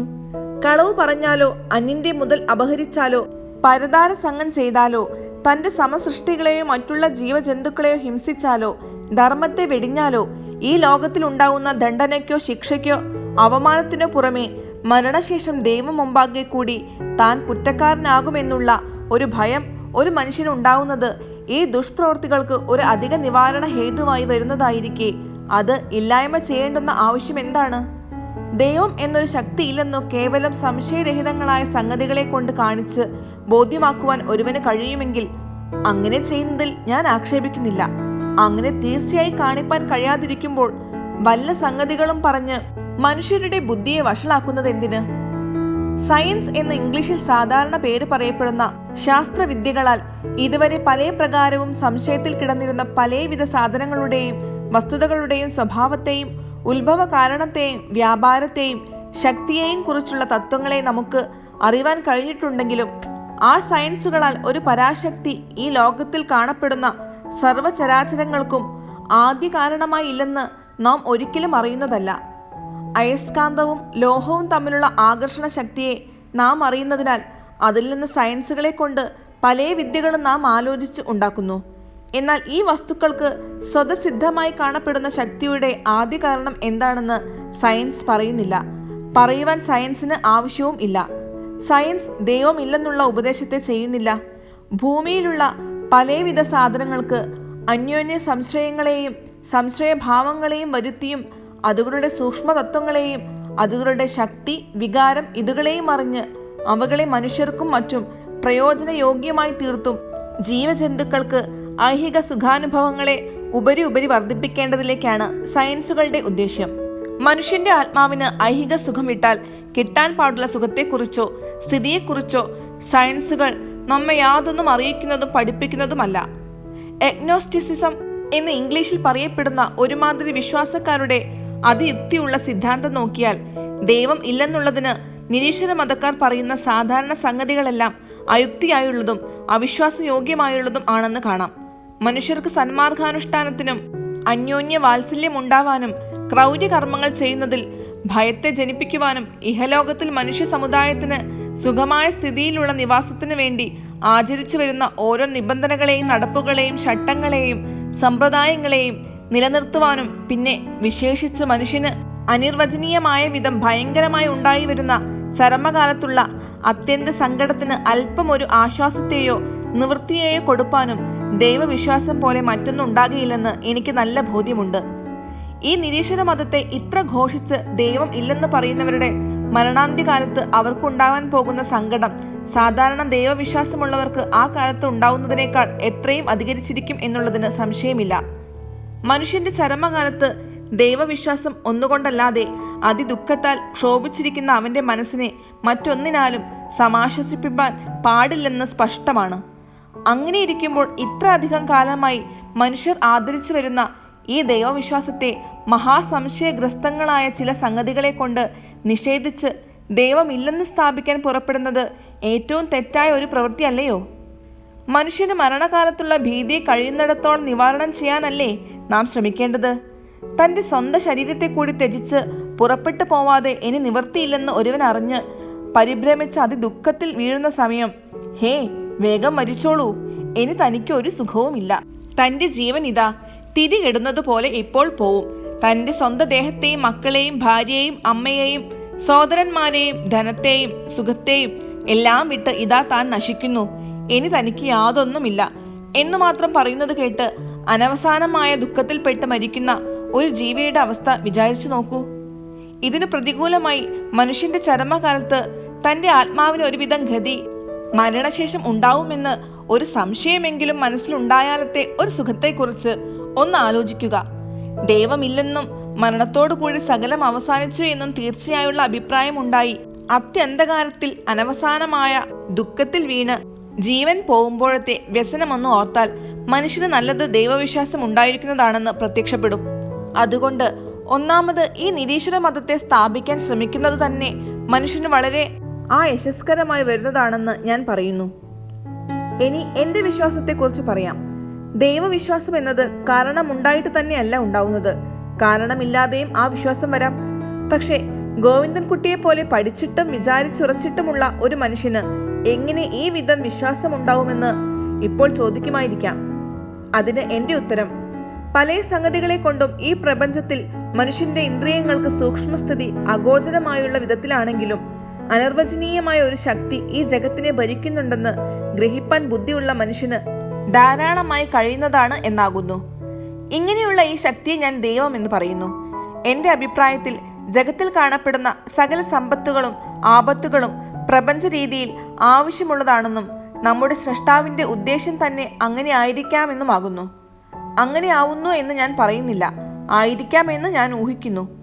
ഈ ലോകത്തിൽ കാണുന്ന സകല ചരാചരങ്ങളും നശ്വരങ്ങളായിട്ടാണ് കാണപ്പെടുന്നത്. അങ്ങനെ നശ്വരങ്ങളായിട്ടല്ലാതിരുന്നാൽ ഈ പ്രപഞ്ചം ദീർഘകാലം നടക്കുമോ എന്ന് സംശയമാണ്. കഴിഞ്ഞ 50,000 സംവത്സരങ്ങൾക്ക് ഇപ്പുറം ഉണ്ടായിട്ടുള്ള ചരങ്ങളായും അചരങ്ങളായുമുള്ള ജീവജാലങ്ങൾ നശിക്കാതെയും ഇപ്പോൾ കാണുന്ന ക്രമപ്രകാരം വർദ്ധിച്ചുകൊണ്ടും വന്നിരുന്നു എങ്കിൽ ഈ ഭൂഗോളം ഈ ജീവികൾക്ക് സുഖേന നിവസിപ്പാൻ പോരാത്തതായി വരുമെന്ന് സ്പഷ്ടമാണ്. ഒരു 150 വർഷം മുമ്പുണ്ടായിരുന്ന ഒരു മനുഷ്യനെ ഒരിടത്തും ഇപ്പോൾ നാം കാണുന്നില്ല. ഈ 150 കൊല്ലം മുൻപ് പ്രസവിച്ച സ്ത്രീ പുരുഷന്മാർ സകലത് നശിച്ചു പോയിരിക്കുന്നു. അങ്ങനെ എത്ര കോടി 150 സംവത്സരങ്ങൾ കഴിഞ്ഞു? എത്ര കോടി മനുഷ്യർ ആ കാലത്തിനുള്ളിൽ ജനിച്ചു, എത്ര മരിച്ചു? അസംഖ്യം തന്നെ. ഇങ്ങനെയുള്ള വർധനവിൽ അതിന് ഏകദേശം സമമായ നാശത്തെ കൂടി നിയമിച്ചിട്ടുണ്ടായിരുന്നില്ലെങ്കിൽ പ്രപഞ്ചം ഈ വിധം നടക്കുന്നതല്ലാത്തതാണെന്ന് സ്പഷ്ടമാകിയാൽ നമ്മുടെ സൃഷ്ടാവിൻ്റെ കൽപ്പനയാൽ തന്നെയാണ് നാശങ്ങൾ ജഗത്തിൽ സംഭവിക്കുന്നത് എന്നും അങ്ങനെ നാശങ്ങൾ സംഭവിക്കാതിരിക്കുന്നതാണ് പ്രപഞ്ചത്തിൻ്റെ നാശത്തിന് കാരണമായി വരുന്നത് എന്നും ഞാൻ പറയുന്നു. ഇങ്ങനെയാണ് മനുഷ്യരുടെ സ്ഥിതിയെന്ന് ഇപ്പോൾ അറിവുള്ള എല്ലാ മനുഷ്യർക്കും ബോധ്യമുണ്ട്. എന്നിട്ടും ഏതൊരു മനുഷ്യനെങ്കിലും മരണത്തിൽ ഭയമില്ലാതെ കാണുന്നുണ്ടോ? ഈ ഭൂനിവാസം പര്യവസാനമായി എന്ന് പറയുന്നത് കേൾക്കുമ്പോൾ എന്തോ ഇത് ഉണ്ടാവാത്ത ഒരു കാര്യം എന്നതുപോലെ പെട്ടെന്ന് ഞെട്ടിവിറച്ച് ഭ്രമിച്ചു പോവാത്തവൻ ആര്? ഇവിടെ അനിർവചനീയമായ ഒരു ശക്തി മനുഷ്യരെ പ്രപഞ്ചത്തിൽ രമിപ്പിക്കുന്നതും ലയിപ്പിക്കുന്നതും നാം കാണുന്നു. ഇഹലോക സുഖങ്ങളൊന്നും സാരമില്ലെന്ന് ഓരോ സമയങ്ങളിൽ കാണുന്ന ചില ദുഃഖങ്ങളെ കൊണ്ടും ആപത്തുകളെ കൊണ്ടും പ്രത്യക്ഷപ്പെട്ട് കാണുന്നു. അങ്ങനെയാണെന്ന് നാം എല്ലാവരും ദിവസം സമ്മതിക്കുന്നു. ചിലപ്പോൾ ഈ സംഗതികളെക്കുറിച്ച് തന്നെ വളരെ ആലോചിക്കുന്നു. ഇങ്ങനെ എന്തു തന്നെ ചെയ്താലും കലാശത്തിൽ നമ്മൾ പ്രപഞ്ചത്തിൽ തന്നെ വീണ് ലയിക്കുന്നു. പ്രപഞ്ചം ക്ഷണഭംഗുരമാണ്, നിസ്സാരമാണ് എന്നുള്ള വിചാരം കേവലം നശിക്കുന്നു. ഇങ്ങനെ വരാനുള്ള കാരണം നമുക്ക് വിവരമായി അറിയാൻ കഴിയാത്തതായ ഒരു മഹാശക്തി ഈ പ്രപഞ്ചത്തെ ഭരിക്കുന്നതിനാലാണെന്ന് ഞാൻ വിചാരിക്കുന്നു. ആ ശക്തിയെ ഞാൻ ദൈവമെന്ന് വിചാരിക്കുന്നു. പ്രപഞ്ചത്തിൽ ആപത്തുകൾ പലവിധമായി നേരിടട്ടെ, മഴയില്ലാതെ ദിക്കുകൾ വേവട്ടെ, ഇടുത്തി വീണ് ദഹിക്കട്ടെ, സമുദ്രം അതിക്രമിച്ച് രാജ്യങ്ങളെ മുക്കട്ടെ, ഭൂകമ്പങ്ങൾ ഉണ്ടാവട്ടെ, യുദ്ധങ്ങൾ ഉണ്ടാവട്ടെ, ജനങ്ങൾ കോടി കോടിയായി നശിക്കട്ടെ. എങ്ങനെയെല്ലാമായാലും പര്യവസാനത്തിൽ കണക്കു നോക്കുമ്പോൾ 1000 വത്സരം മുമ്പുള്ളതിനേക്കാൾ പ്രപഞ്ച വ്യാപാരങ്ങൾ 500 കൊല്ലങ്ങൾ മുമ്പാണ് അധികരിച്ചു കാണപ്പെടുന്നത്. 200 കൊല്ലങ്ങൾ മുമ്പത്തേക്കാൾ 100 കൊല്ലങ്ങൾ മുമ്പ് കാണപ്പെടുന്നു. 50 കൊല്ലങ്ങൾ മുമ്പത്തേക്കാൾ 25 കൊല്ലങ്ങൾ മുമ്പ് കാണുന്നു. കഴിഞ്ഞ കൊല്ലത്തേക്കാൾ ഇക്കൊല്ലം, ഇന്നലത്തേക്കാൾ ഇന്ന്. ഇതിനെന്ത് കാരണം? പ്രപഞ്ചത്തെ നശിപ്പിക്കാതെ നിലനിർത്തുവാൻ ഒരു പരാശക്തിയുണ്ട്. അതുകൊണ്ട് ഈ നാശങ്ങളാലും സങ്കടങ്ങളാലും ഒന്നും തന്നെ ഭേദപ്പെടാതെ ഈ പ്രപഞ്ചം ശരിയായി തന്നെ പിന്നെയും നടക്കുന്നു. ആ പരാശക്തിക്ക് ഞാൻ ദൈവമെന്ന് പറയുന്നു. പിന്നെ നിരീശ്വര മതക്കാർ പറയും പോലെ കാര്യകാരണ സംബന്ധങ്ങളാൽ ഈ ജഗത്ത് താനേ ഉണ്ടായി വരുന്നതും ഒരു വിശേഷ ചൈതന്യത്തെ അവലംബിച്ച് നിൽക്കുന്നില്ലാത്തതുമാണെങ്കിൽ ആ അചേതനമായ കാര്യകാരണ സംബന്ധ വികാരത്തിൽ നിന്ന് മാത്രം പ്രപഞ്ചത്തിൽ കാണുന്ന എല്ലാ പദാർത്ഥങ്ങളും ജന്തുക്കളും സാധാരണ അന്യോന്യം ഇത്ര ചേർച്ചയായും പരസ്പരം ആശ്രയിച്ചും തന്നെ എല്ലായ്പ്പോഴും നിൽക്കണമെന്നില്ല, നിൽക്കുന്നതുമല്ല. സൂര്യനെ ദൈവം സൃഷ്ടിച്ചതാണെന്ന് ഞാൻ പറയുന്നു. അല്ല, അത് താനേ കാര്യകാരണങ്ങൾ സംബന്ധമായി ഉണ്ടായി വന്ന ഒരു ഗോളമാണെന്ന് നിരീശ്വര മതക്കാർ പറയുന്നു. എങ്ങനെയാണ് സൂര്യൻ കാര്യകാരണ സംബന്ധങ്ങളെ കൊണ്ട് ഇത്ര പ്രകാശത്തോടു കൂടി ഈ ഭൂമിക്ക് ഇത്ര രക്ഷയായി ക്ഷണത്തിൽ ഭൂമിയെ ദഹിപ്പിച്ച് വെണ്ണീറാക്കുവാനുള്ള തന്റെ സ്വതസിദ്ധമായ ദഹനശക്തി പറ്റാത്ത വിധമുള്ള കൃത്യമായ ദൂരത്തിൽ എപ്പോഴും നിന്നു കാണുന്നത് എന്ന് എനിക്കും നിരീശ്വര മതക്കാരനും വഴി പോലെ പറയുവാൻ സാധിക്കുന്നില്ല. ഇവിടെ പൊതുവിൽ മനുഷ്യർക്ക് ദൈവസൃഷ്ടിയാണ് സൂര്യൻ എന്ന് അഭിപ്രായമുണ്ടാവുന്നുവെങ്കിൽ ആ അഭിപ്രായത്തെ കളവാൻ ശ്രമിക്കുന്നത് ന്യായമോ? ആ അഭിപ്രായത്തിൽ നിന്ന് എന്തൊരു വൈഷമ്യമാണ് മനുഷ്യർക്കുണ്ടാവുന്നത്? സൂര്യന്റെ തേജസ്സിനെ കാണുമ്പോൾ അതിന് ആദികാരണമായി വേറെ അതിലും മഹത്തായുള്ള ഒരു ശക്തിയെ മനസ്സുകൊണ്ട് മനുഷ്യൻ അനുമാനിക്കുന്നു. അങ്ങനെയല്ലാതെ വേറെ ഒരു പ്രകാരത്തിൽ അനുമാനിക്കാൻ ബോധ്യപ്പെടത്തക്ക ഒരു സംഗതിയും നിരീശ്വര മതക്കാരൻ പറയുന്നതുമില്ല. ഇങ്ങനെയിരിക്കുമ്പോൾ നിരീശ്വര മതക്കാരന്റെ അഭിപ്രായത്തെ സ്വീകരിക്കുന്നത് എന്തിന്? സയൻസ് ശാസ്ത്രങ്ങളെ കൊണ്ട് സൂര്യന്റെ ഗോളാകൃതിയെയും ഉഷ്ണശക്തിയെയും ആകർഷണ ശക്തിയെയും കുറേശ്ശെ അറിയാൻ കഴിയും. അല്ലാതെ അങ്ങനെ ഒരു ഗോളം ഈ ഭൂമിയെയും അതിലുള്ള ജീവികളെയും ഇങ്ങനെ രക്ഷിച്ചും കൊണ്ട് എന്തിനുണ്ടായി, എപ്പോൾ ഉണ്ടായി, എന്തിന് ഭൂമിക്ക് ഇത്രയെല്ലാം ഗുണങ്ങൾ ചെയ്തും കൊണ്ട് നിൽക്കുന്നു എന്ന് സയൻസിനാൽ അറിയാൻ കഴിയുന്നതല്ല. ഇവല്യൂഷൻ എന്ന ഉൽപ്പത്തി ക്രമപ്രകാരം കാര്യകാരണങ്ങളെ പറഞ്ഞു പോയാൽ തന്നെ പര്യവസാനത്തിൽ ഇവല്യൂഷൻ ഉണ്ടായതിന് ഒരു സമാധാനം കിട്ടാതെ നിർത്തേണ്ടി വരും എന്നുള്ളതിന് സംശയമില്ല. കാര്യം ഇങ്ങനെയിരിക്കെ ഈശ്വരൻ ഉണ്ടെന്ന് വിചാരിക്കുന്നതല്ലേ യോഗ്യമായ വിചാരം? ഉഷ്ണം, ശീതം, വൃഷ്ടി, വായു മുതലായ പ്രപഞ്ചദൃഷ്ടമായ അചേതനമായ മഹാശക്തികളെല്ലാം അതാതുകളുടെ പ്രവൃത്തികളെ ഈ ഇഹലോക നിവാസികളുടെ സുഖത്തിനും ഗുണത്തിനും ഒത്തവണ്ണം ഇത്ര കൃത്യമായി താനേ തന്നെ ചെയ്തു വരുന്നു എന്ന് ഊഹിക്കുന്നതിനേക്കാൾ നല്ലത് ആ അചേതനങ്ങളായ സാധനങ്ങളെ ഇത്ര കൃത്യമായും ശരിയായും നടത്തി വരുവാൻ സചേതനമായി ഇരിക്കുന്ന ഒരു മഹാശക്തി ഉണ്ടെന്ന് വിചാരിക്കുന്നതല്ലേ. ഒരു പശു സാധാരണ ബുദ്ധിശൂന്യമായ ഒരു ജന്തു, തന്റെ ഉദരപൂർത്തി ഒന്നല്ലാതെ വേറെ യാതൊരു വിചാരവും ഇല്ലാത്ത മൃഗം. കിടാവിനെ പ്രസവിച്ച ഉടനെ കാണിക്കുന്ന ചേഷ്ടകളെക്കുറിച്ച് ആലോചിച്ചു നോക്കുക. എന്തായിരുന്നു പ്രസവ സമയം വരെ തൻ്റെ വയറ്റിൽ ഭാണ്ഡമാക്കിക്കൊണ്ട് നടന്നിരുന്നത് എന്നും എന്താണ് തൻ്റെ മൂത്രദ്വാരത്തിൽ കൂടി പുറത്തേക്ക് വന്നത് എന്നും ആ പശു ആ നിമിഷം വരെ അറിയുന്നില്ല. പുറത്തു കുട്ടി ചാടിയ ഉടനെ അതിനെക്കുറിച്ച് ഈ സാധുമൃഗം കാണിക്കുന്ന വാത്സല്യത്തെയും അതിൻ്റെ രക്ഷയ്ക്ക് വേണ്ടി ആ പശു ചെയ്യുന്ന പ്രയത്നങ്ങളെയും ഉത്സാഹങ്ങളെയും കണ്ടാൽ എത്ര അത്യത്ഭുതമായി തോന്നുന്നു. ഈ സംഗതികളെയെല്ലാം നിരീശ്വര മതക്കാർ ഖണ്ഡിച്ചു പറയുന്നുണ്ട്. എന്നാൽ ഞാൻ അവർ പറയുന്ന സംഗതികളെ അശേഷം സാരമാക്കുന്നില്ല. വിശേഷ ബുദ്ധി ഇല്ലാത്ത സർവ്വമൃഗങ്ങളും തങ്ങളുടെ അതാത് വർഗങ്ങളിൽ ജന്തുക്കൾ അഭിവൃദ്ധിയായി വന്നുകൊണ്ടിരിപ്പാൻ തൽക്കാല സദൃശങ്ങളായ പ്രവർത്തികൾ വിശേഷ ബുദ്ധിയുള്ള മനുഷ്യനെ പോലെ പ്രവർത്തിക്കുന്നത് കാണുമ്പോൾ ഈ പ്രപഞ്ചത്തെ സ്ഥിതി ചെയ്യിക്കാനായിക്കൊണ്ട് ഒരു പരാശക്തി ഉണ്ടെന്നുള്ളതിന് വാദമുണ്ടാവാൻ പാടുണ്ടോ? അങ്ങനെയുള്ള ശക്തിയുടെ സൂക്ഷ്മ സ്വഭാവങ്ങളെക്കുറിച്ച് ഒന്നും എനിക്ക് അറിവാൻ കഴിയില്ലെങ്കിലും ഉണ്ടെന്ന് അറിവാൻ കഴിയും. ആ പരാശക്തിയെ ഞാൻ ദൈവമെന്ന് അനുമാനിക്കുന്നു. ഈ പ്രപഞ്ചത്തിലുള്ള ദുഃഖങ്ങളെക്കുറിച്ച് ഗോവിന്ദൻകുട്ടി ഇത്രയെല്ലാം പ്രസംഗിച്ചുവല്ലോ. സുഖങ്ങളെക്കുറിച്ച് ആലോചിച്ചു നോക്കൂ. ഓരോ കൊല്ലത്തിൽ വർഷമില്ലാതെ ദാഹം പിടിച്ച് വേവുന്ന ദിക്ക് എത്രയെന്ന് ഒരു കണക്കുണ്ടാക്കിയാൽ ഭൂമിയുടെ ലക്ഷത്തിൽ ഒരംശം കൂടി ഇങ്ങനെ തപിക്കുന്നുണ്ടെന്ന് കാണുമോ? സംശയം. ഈ ജഗത്തിൽ യഥാർത്ഥമായി വരുന്ന ആപത്തുകളെയും വരാൻ പാടുള്ള ആപത്തുകളെയും തമ്മിൽ ഒന്ന് ചേർത്ത് നോക്കുക. വിഷൂചിക എന്ന ദീനം ചിലപ്പോൾ ഓരോ ദിക്കിൽ ബാധിച്ച് മനുഷ്യരെ കൊല്ലുന്നു.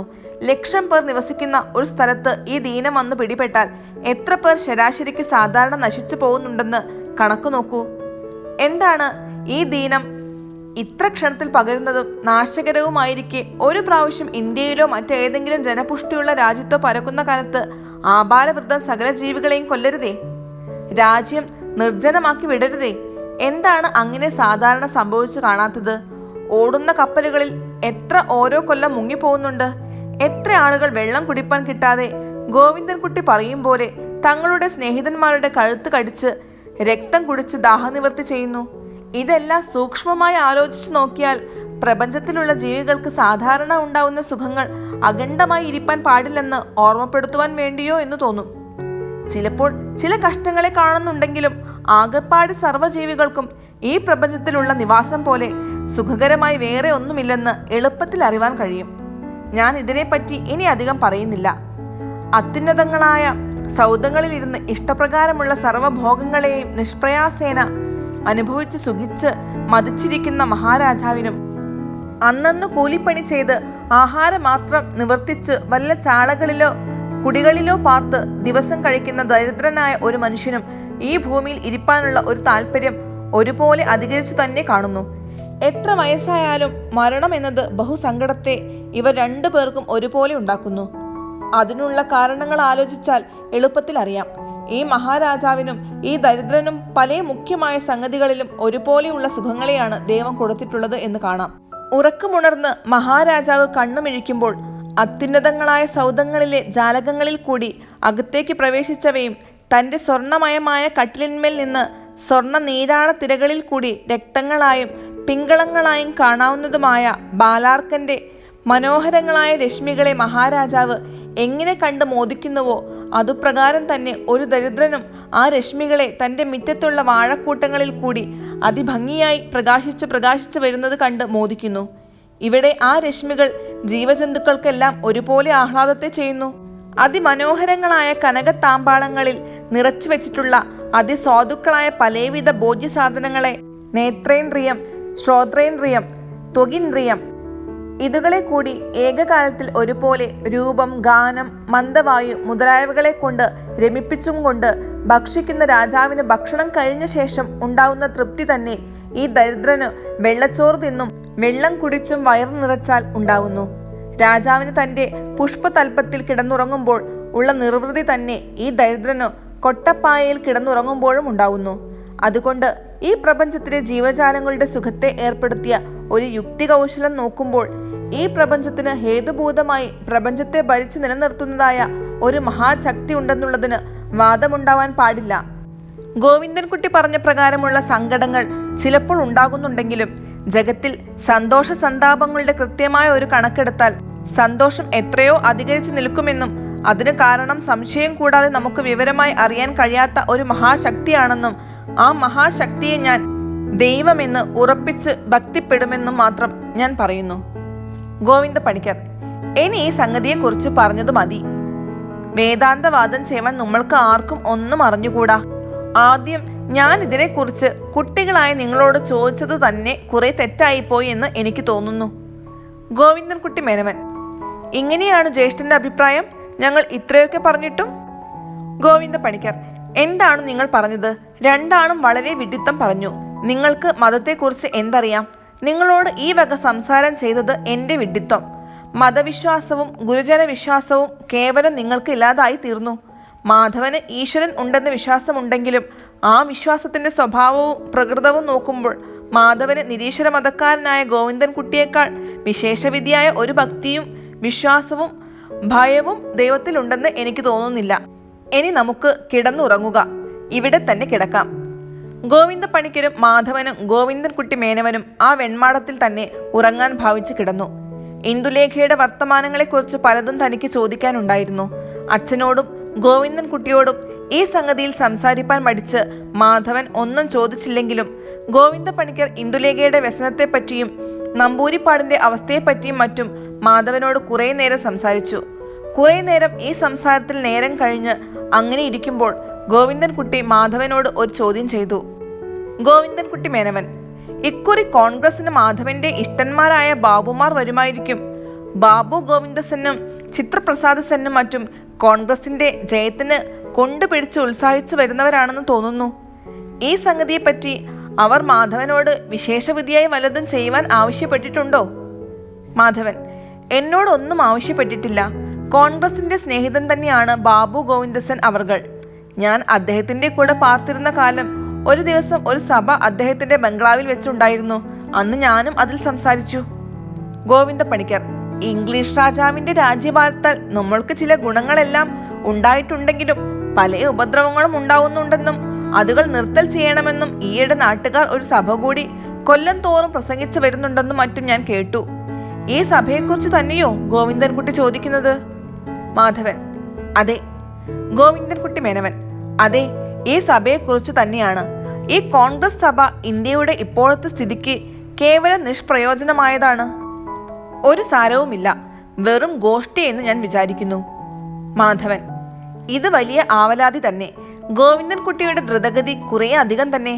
കോൺഗ്രസ് എന്ന സഭ എന്താണെന്നും അതിന്റെ ഉദ്ദേശ്യങ്ങൾ എന്തെല്ലാമാണെന്നും അച്ഛനെ ശരിയായി മനസ്സിലാക്കിയ ശേഷമല്ലേ അതിനെക്കൊണ്ടുണ്ടായ പ്രയോജനത്തെപ്പറ്റി ഗോവിന്ദൻകുട്ടിക്കുള്ള അഭിപ്രായത്തെ പറയേണ്ടത്. ആ സഭയുടെ സ്വഭാവവും ഉദ്ദേശ്യവും ഇന്നതാണെന്ന് പറയൂ. ഗോവിന്ദൻകുട്ടി മേനവൻ, ഓഹോ, പറയാം. ജ്യേഷ്ഠൻ കേൾക്കട്ടെ. ഇംഗ്ലീഷ് പഠിച്ച് നല്ലവണ്ണം ഇംഗ്ലീഷ് സംസാരിക്കാറായ ചില ദ്രവ്യസ്ഥന്മാരായ ഹിന്ദുക്കളും മുസൽമാന്മാരും ബിലാത്തിയിലുള്ള ഗവൺമെന്റ് പോലെ ഇന്ത്യ ഗവൺമെന്റിനെ ആക്കി വെപ്പാനാണെന്നുള്ള ഭാവത്തോടു കൂടി ഒരധികാരവും കൂടാതെ തങ്ങൾ തന്നെ ഒരു സഭയായി ചേർന്ന് അന്യോന്യം സ്തുതിച്ചും വലിയ ഭാവം നടിച്ചും വൃഥാ കണ്ടക്ഷോഭം ചെയ്തും കാലം കളയുന്ന ഒരു സഭയാണ് കോൺഗ്രസ് സഭ.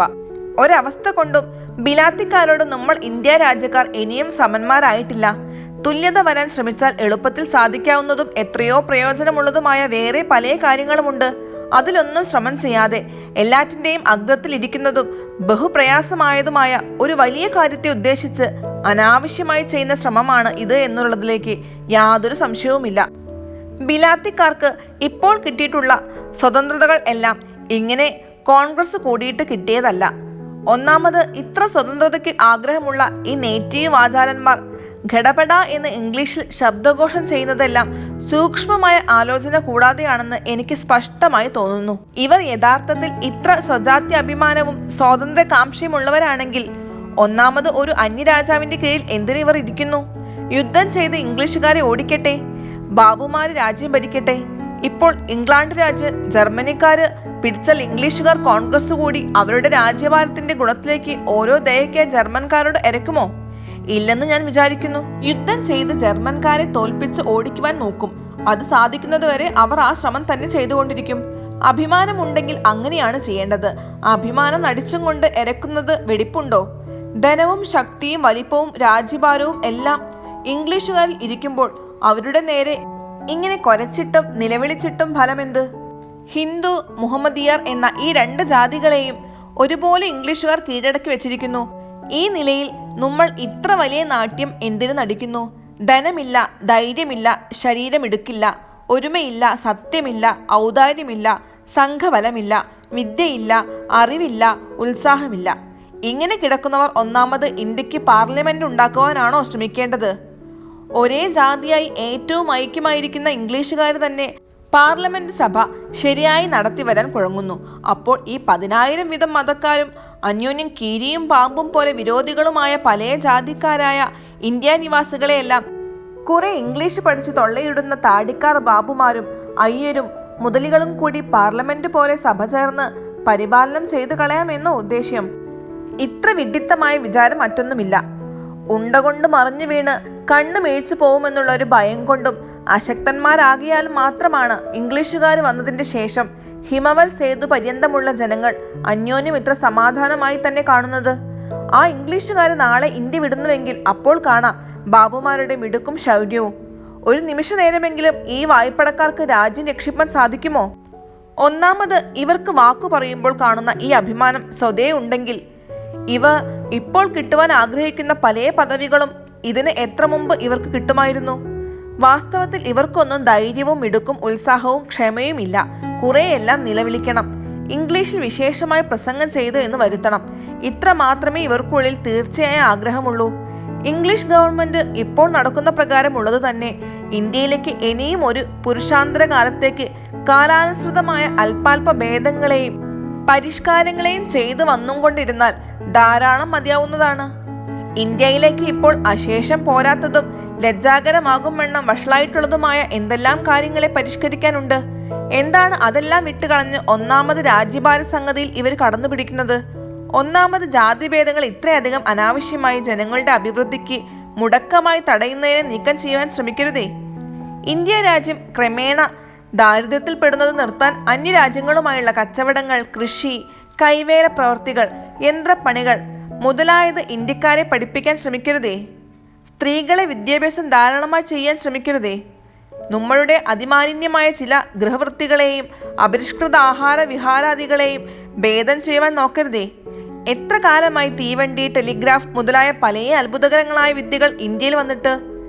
ഈ വക യന്ത്രങ്ങളെ ഉണ്ടാക്കുവാനും ഉപയോഗിക്കുവാനും പഠിപ്പാൻ ഹിന്ദു മുസൽമാന്മാർക്ക് ശ്രമിക്കരുതേ. യൂറോപ്പിലുള്ള വലിയ രാജ്യങ്ങളിലെ എല്ലാ നാട്ടുകാരും ഈ വക പല വിദ്യകളും പഠിക്കുന്നില്ലേ? നമ്മൾക്ക് ഇരുമ്പ് കൊണ്ട് നല്ലതായ ഒരു ചക്രം വേണമെങ്കിൽ ഇംഗ്ലണ്ടിൽ നിന്ന് വരുത്തണ്ടേ? ഒരു ഇരുമ്പു ചങ്ങല വേണമെങ്കിൽ ഇംഗ്ലണ്ടിൽ നിന്ന് വരുത്തണ്ടേ? നല്ല ഒരു തൂശി വേണമെങ്കിൽ ഇംഗ്ലണ്ടിൽ നിന്ന് വരുത്തണ്ടേ? ഒരു തൂശി മുതൽ പടക്കപ്പൽ വരെയുള്ള സകല സാധനങ്ങളും നല്ലതായി കിട്ടണമെങ്കിൽ നമ്മൾ ഇംഗ്ലണ്ടിൽ നിന്ന് വരുത്തണ്ടേ? ഇതിൽ ഈ നാട്ടുകാർക്ക് അവമാനമില്ലേ? ഈ വക പല കാര്യങ്ങളിലും ഇന്ത്യയെ ഇംഗ്ലണ്ടിന് സമത വരുത്തുവാനല്ലേ ഒന്നാമത് ശ്രമിക്കേണ്ടത്? ജനസമുദായത്തിന് സ്വരാജ്യ ഭരണത്തിൽ സ്വതന്ത്രത കൊടുക്കേണ്ടത്. ഈ വക അനവധി കാര്യങ്ങളിൽ ഇപ്പോൾ ഇന്ത്യയിൽ പ്രത്യക്ഷമായി ലജ്ജാകരമായി കാണുന്ന പലവിധമുള്ള വീഴ്ചകളെയും അറിവില്ലായ്മകളെയും തെറ്റുകളെയും തീർത്ത് പരിഷ്കരിച്ചതിന് ശേഷം വേണ്ടതല്ലേ?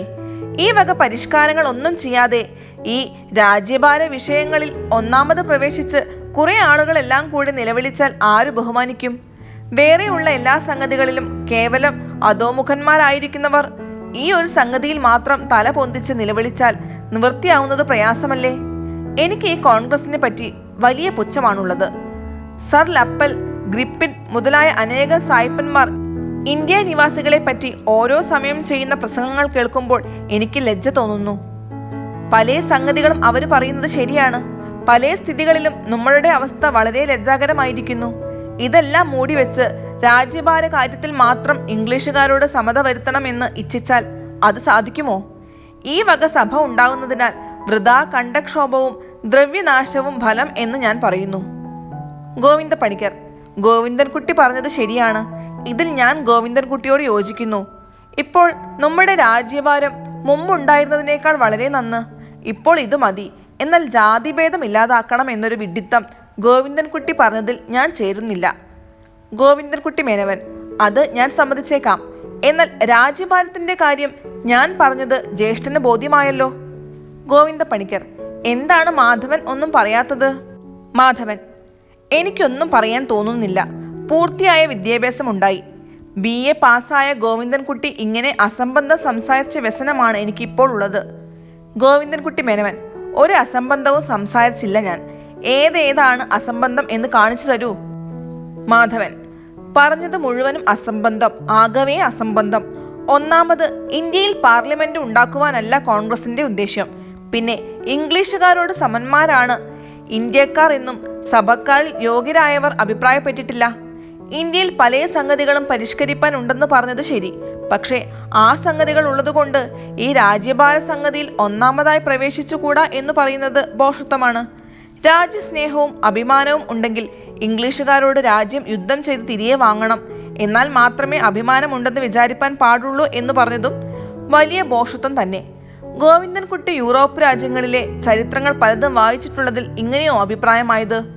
ഇംഗ്ലീഷ് ബിലാത്തിയിലെ ആദ്യത്തെ കഥ തന്നെ വിചാരിച്ചു നോക്കൂ. ബ്രിട്ടീഷ് ദ്വീപിൽ അനാദിയായി ഉണ്ടായിരുന്നവരെ ഒന്നാമത് റോമൻകാർ പോയി ജയിച്ചു. ബ്രിട്ടീഷ് രാജ്യം അവരുടെ രാജ്യമാക്കി കുറെ കാലം വെച്ചു. പിന്നെ സെക്സൻകാരുടെ കാലമായി. പിന്നെ ഡെൻസുകാരുടെ വാഴ്ച. ഒടുവിൽ നോർമൻ രാജാക്കന്മാരായ ഫ്രഞ്ച് രാജ്യക്കാര് ബ്രിട്ടീഷ് രാജ്യം പിടിച്ചു. എന്നിട്ടുണ്ടായ കഥ ഓർമ്മയില്ലേ? ഈ രാജാക്കന്മാര് അതിശക്തന്മാരാകിയാൽ അവർക്ക് ബ്രിട്ടീഷുകാര് കീഴടങ്ങേണ്ടി വന്നില്ലേ? ഗോവിന്ദൻകുട്ടി മേനവൻ: ഒരിക്കലും കീഴടങ്ങിയിട്ടില്ല. പുറത്തുനിന്ന് വന്ന ഈ രാജാക്കന്മാർ ഇംഗ്ലീഷുകാരുമായി യോജിച്ച് അവരുടെ ജാതിയോട് ചേർന്ന് പരന്തിരീസ് രാജ്യം കേവലം വിട്ടു. അതുപോലെ മഹാരാജ്ഞിയും മറ്റും വന്ന് ഇവിടെ താമസിച്ച് നമ്മളുടെ കൂട്ടത്തിൽ ചേർന്നിരിക്കുന്നത് വരെ എന്തിന് ഇംഗ്ലീഷുകാരെ രാജ്യഭാരം ചെയ്യാൻ സമ്മതിക്കുന്നു? മാധവൻ: ശരി തന്നെ, സമ്മതിച്ചു. ഇംഗ്ലീഷുകാര് ഇങ്ങോട്ട് വരുന്നതും നമ്മൾ അങ്ങോട്ട് പോകുന്നതുമെല്ലാം ഒരുപോലെ. ഇംഗ്ലീഷ് രാജ്യഭാരം തുടങ്ങിയ മുതൽ നമ്മളുടെ രാജ്യത്ത് പല ശ്രേയസ്സുകളും അഭിവൃദ്ധിയും സുഖവും മേൽക്കുമേൽ വർദ്ധിച്ചു കാണുന്നത് കൊണ്ട് ഞങ്ങൾ കോൺഗ്രസ്സുകാരുടെ അഭിപ്രായവും ഉദ്ദേശ്യവും ക്രമേണ ഇംഗ്ലീഷ് ഗവൺമെൻറ്റും ഇന്ത്യ ഗവൺമെൻറ്റും അന്യോന്യം യോജിപ്പിച്ച് ഏകീകരിക്കണമെന്ന് മാത്രമാണ്. അതിലേക്കാണ് ഈ ശ്രമങ്ങൾ എല്ലാം ചെയ്യുന്നത്. നോർമൻ രാജാക്കന്മാർ എങ്ങനെ ബ്രിട്ടീഷ് രാജാക്കന്മാരായോ അതുപ്രകാരം തന്നെ ഇംഗ്ലീഷ് രാജാക്കന്മാരും ഇംഗ്ലീഷ് ഗവൺമെൻറ്റും ഇന്ത്യയുടെ സ്വന്തം രാജാക്കന്മാരും ഇന്ത്യയുടെ ഗവൺമെൻറ്റുമാക്കണം എന്ന് തന്നെയാണ് ഞങ്ങൾ കോൺഗ്രസ്സുകാരുടെ ഉദ്ദേശ്യവും കാംക്ഷയും. നോർമൻകാർ ഇംഗ്ലണ്ടിൽ വന്ന കാലാവസ്ഥയ്ക്ക് അനുസരിച്ച് ബ്രിട്ടീഷ് രാജ്യക്കാരും അവരും തമ്മിൽ അന്യോന്യം കൊന്നിട്ടും ഹിംസിച്ചിട്ടും സഹിക്കാൻ പാടില്ലാതെ ആയ ശേഷം ഇണങ്ങി യോജിച്ച് ഏകീകരിച്ചു. ഈ കാലാവസ്ഥയ്ക്കനുസരിച്ച് ഞങ്ങളും ഇംഗ്ലീഷുകാരും തമ്മിൽ ബുദ്ധി കൊണ്ട് യുദ്ധം ചെയ്യുന്നു. ഇംഗ്ലീഷുകാർക്ക് ഞങ്ങളിൽ ഇപ്പോൾ ഉള്ളതിൽ അധികം വിശ്വാസവും പ്രേമവും ബഹുമാനവും ഉണ്ടാവാനും ഇംഗ്ലീഷ് ഗവൺമെൻറ് ഞങ്ങളെയും ഇംഗ്ലീഷുകാരെയും യാതൊരു ഭേദമായി വിചാരിക്കാതിരിക്കാൻ വേണ്ടിയും ഞങ്ങൾ യത്നിക്കുന്നു. ഞങ്ങൾ തോക്കുകൊണ്ട് വെടിവെച്ചിട്ടല്ല ഈ കാര്യം സാധിക്കാൻ പോകുന്നത്. വാക്കുകൊണ്ട് ന്യായം പറഞ്ഞിട്ട് ബുദ്ധിമാന്മാരായ ഇംഗ്ലീഷുകാരെ സ്വാധീനമാക്കാൻ പോകുന്നു. എൻ്റെ മനസ്സിൽ ഉദ്ദേശിച്ച വിധത്തിൽ തന്നെ നടക്കുന്നുവെങ്കിൽ കോൺഗ്രസ് പോലെ ഇത്ര യോഗ്യമായ ഒരു സഭ ഇതുവരെ ഇന്ത്യയിൽ ഉണ്ടായിട്ടില്ല എന്ന് പറയാം. എന്നാൽ ചില സംഗതികളെ ഈ സഭക്കാർ ഭേദപ്പെടുത്തി പരിഷ്കരിക്കേണ്ടതുണ്ടെന്ന് ഞാൻ സമ്മതിക്കുന്നു. ചിലപ്പോൾ സഭക്കാരിൽ ചിലര് അനാവശ്യമായും തക്കതായ സംഗതി കൂടാതെയും ബ്രിട്ടീഷ് ഗവൺമെന്റിനെ ദുഷിച്ചു എന്ന് വന്നിട്ടുണ്ടായിരിക്കാം. ഇത് മഹാകഷ്ടമാണെന്ന് ഞാൻ സമ്മതിക്കുന്നു. എങ്കിലും കോൺഗ്രസ് സഭക്കാരിൽ യോഗ്യരായവർ ഏകീകരിച്ച് ഇതുവരെ ഉണ്ടായിട്ടുള്ള ഒരു പ്രസംഗത്തിലും ഇംഗ്ലീഷുകാരുടെ ഗവൺമെന്റിനെ ഒരു വിധത്തിലും ആകപ്പാടെ വെറുത്തു പറഞ്ഞിട്ടില്ല. ഓരോ സങ്കടങ്ങൾ ഉണ്ടാവുന്നത് തീർത്ത് പരിപാലിക്കാനേ ആവശ്യപ്പെട്ടിട്ടുള്ളൂ. പിന്നെ ഗോവിന്ദൻകുട്ടി ഇങ്ങനെ ഭോഷത്വം പറഞ്ഞാലോ? ഇന്ത്യയിൽ പരിഷ്കാരങ്ങൾ ചെയ്യാനുള്ള കാര്യങ്ങളെ ചെയ്യേണ്ട എന്ന് കോൺഗ്രസ്സുകാർ വെച്ചിട്ടില്ല.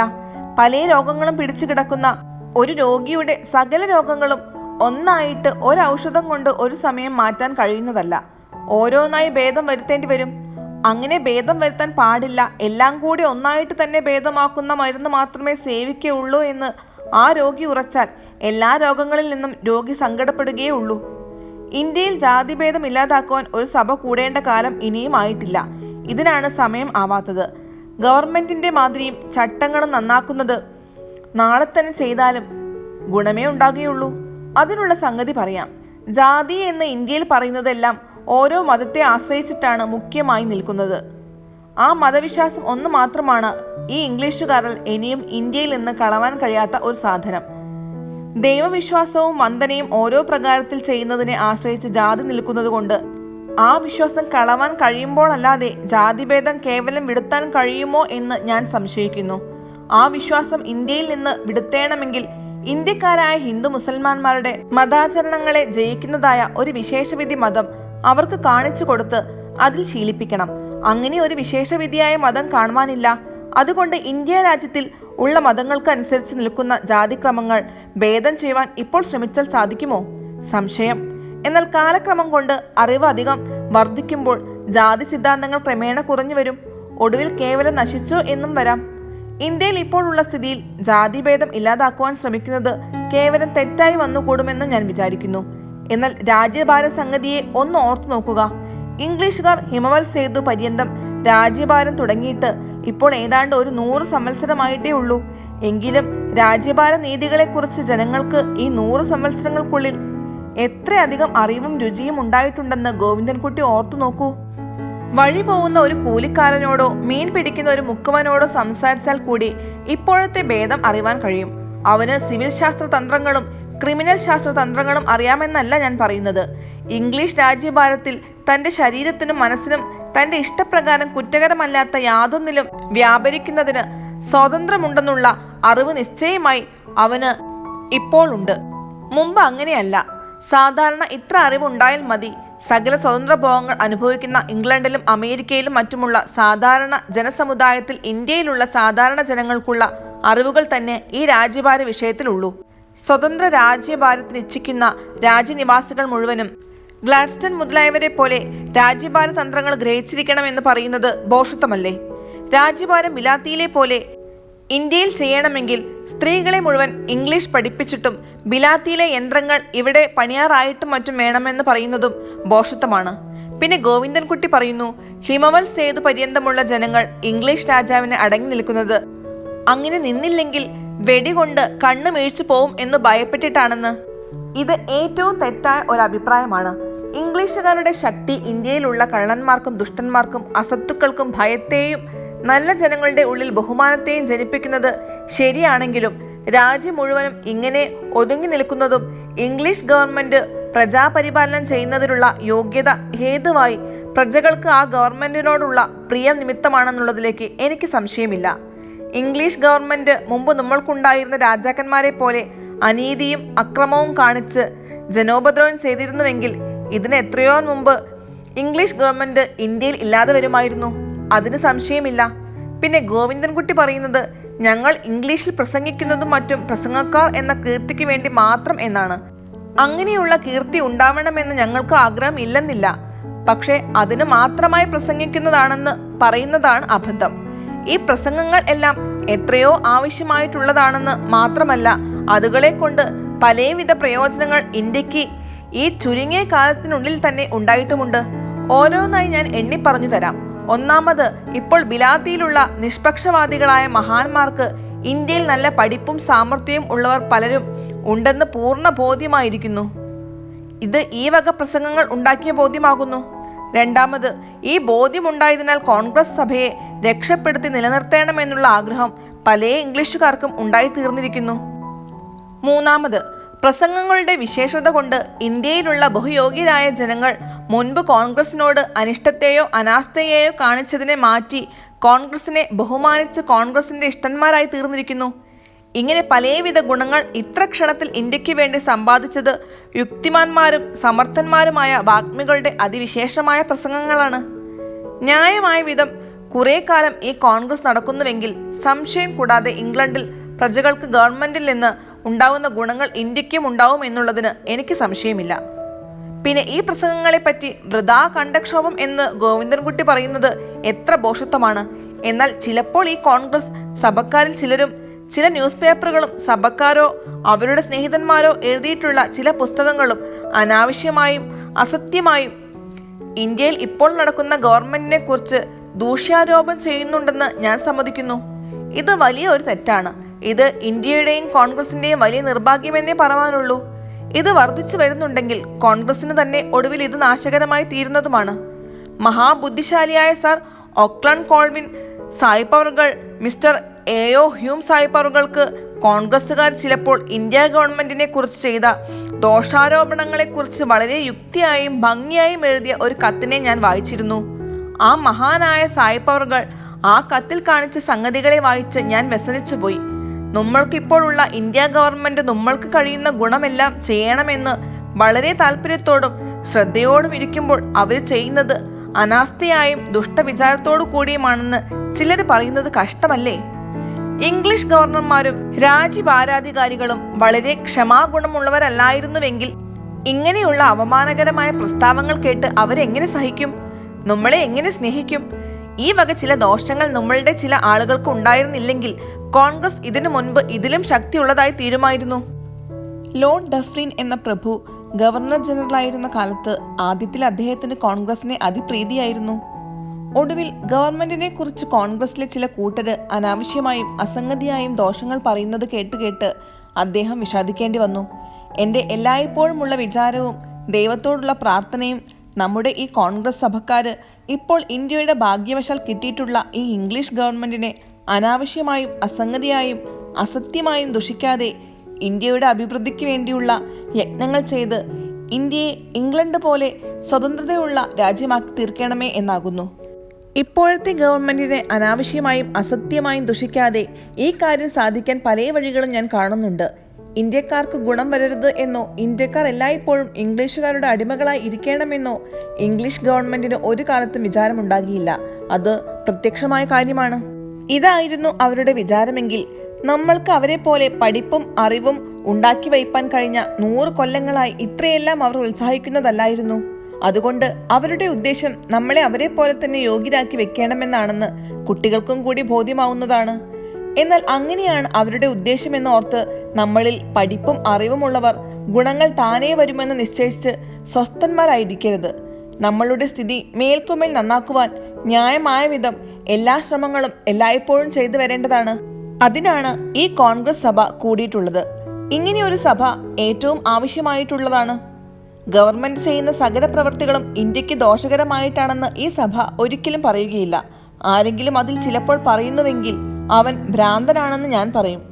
ഗവൺമെന്റിനെ സ്നേഹിച്ചും ആദരിച്ചും കൊണ്ട് ഗവൺമെന്റ് ചെയ്യുന്ന ഓരോ പ്രവൃത്തികളുടെ ഗുണദോഷങ്ങളെപ്പറ്റി യഥേഷ്ട നമ്മൾക്ക് വ്യവഹരിപ്പാൻ സകല സ്വാതന്ത്ര്യങ്ങളും ഇംഗ്ലീഷ് ഗവൺമെന്റ് തന്നിരിക്കെ ആ ഗവൺമെന്റിന്റെ പ്രവൃത്തിയിൽ ഉള്ള സത്യത്തെയും ഉത്തമ വിശ്വാസത്തെയും സംശയിച്ചും കൊണ്ട് വല്ലതും പറയുന്നത് മഹാകഷ്ടമാണെന്നുള്ളതിന് സംശയമില്ല.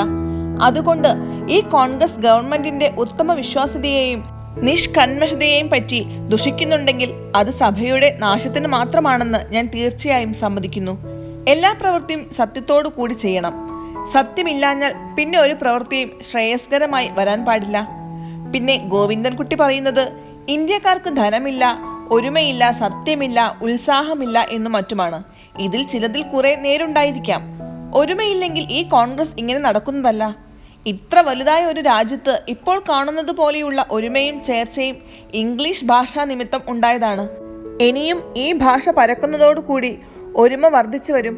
ജനങ്ങൾക്ക് ഒരുമ ഉണ്ടാവുന്നത് ഓരോ കാര്യങ്ങളെക്കുറിച്ച് അവർക്കുണ്ടാവുന്ന അഭിപ്രായങ്ങൾ ഒരുപോലെ ഉണ്ടാവുന്നതിൽ നിന്നാണ്.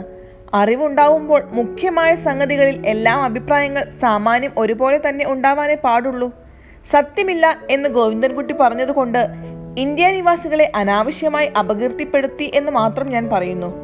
എത്ര സത്യവാന്മാരെ ഇന്ത്യയിൽ ഇപ്പോൾ ഉള്ളവരെ തന്നെ ഗോവിന്ദൻകുട്ടി അറിയും. പിന്നെ പുരാണങ്ങൾ പ്രകാരം ഹരിശ്ചന്ദ്രൻ, അശ്വത്ഥാത്മ, ദശരഥൻ മുതലായവരെ കുറിച്ച് വായിച്ചിട്ടില്ലേ? ഇന്ത്യ രാജ്യം അനാദിയായ സത്യത്തിൽ ബഹുതൃഷ്ണയും നിഷ്കർഷയുമുള്ള രാജ്യമാണെന്ന് പല സംഗതികളെ കൊണ്ടും നിശ്ചയിക്കാൻ കഴിയുന്നതാണ്.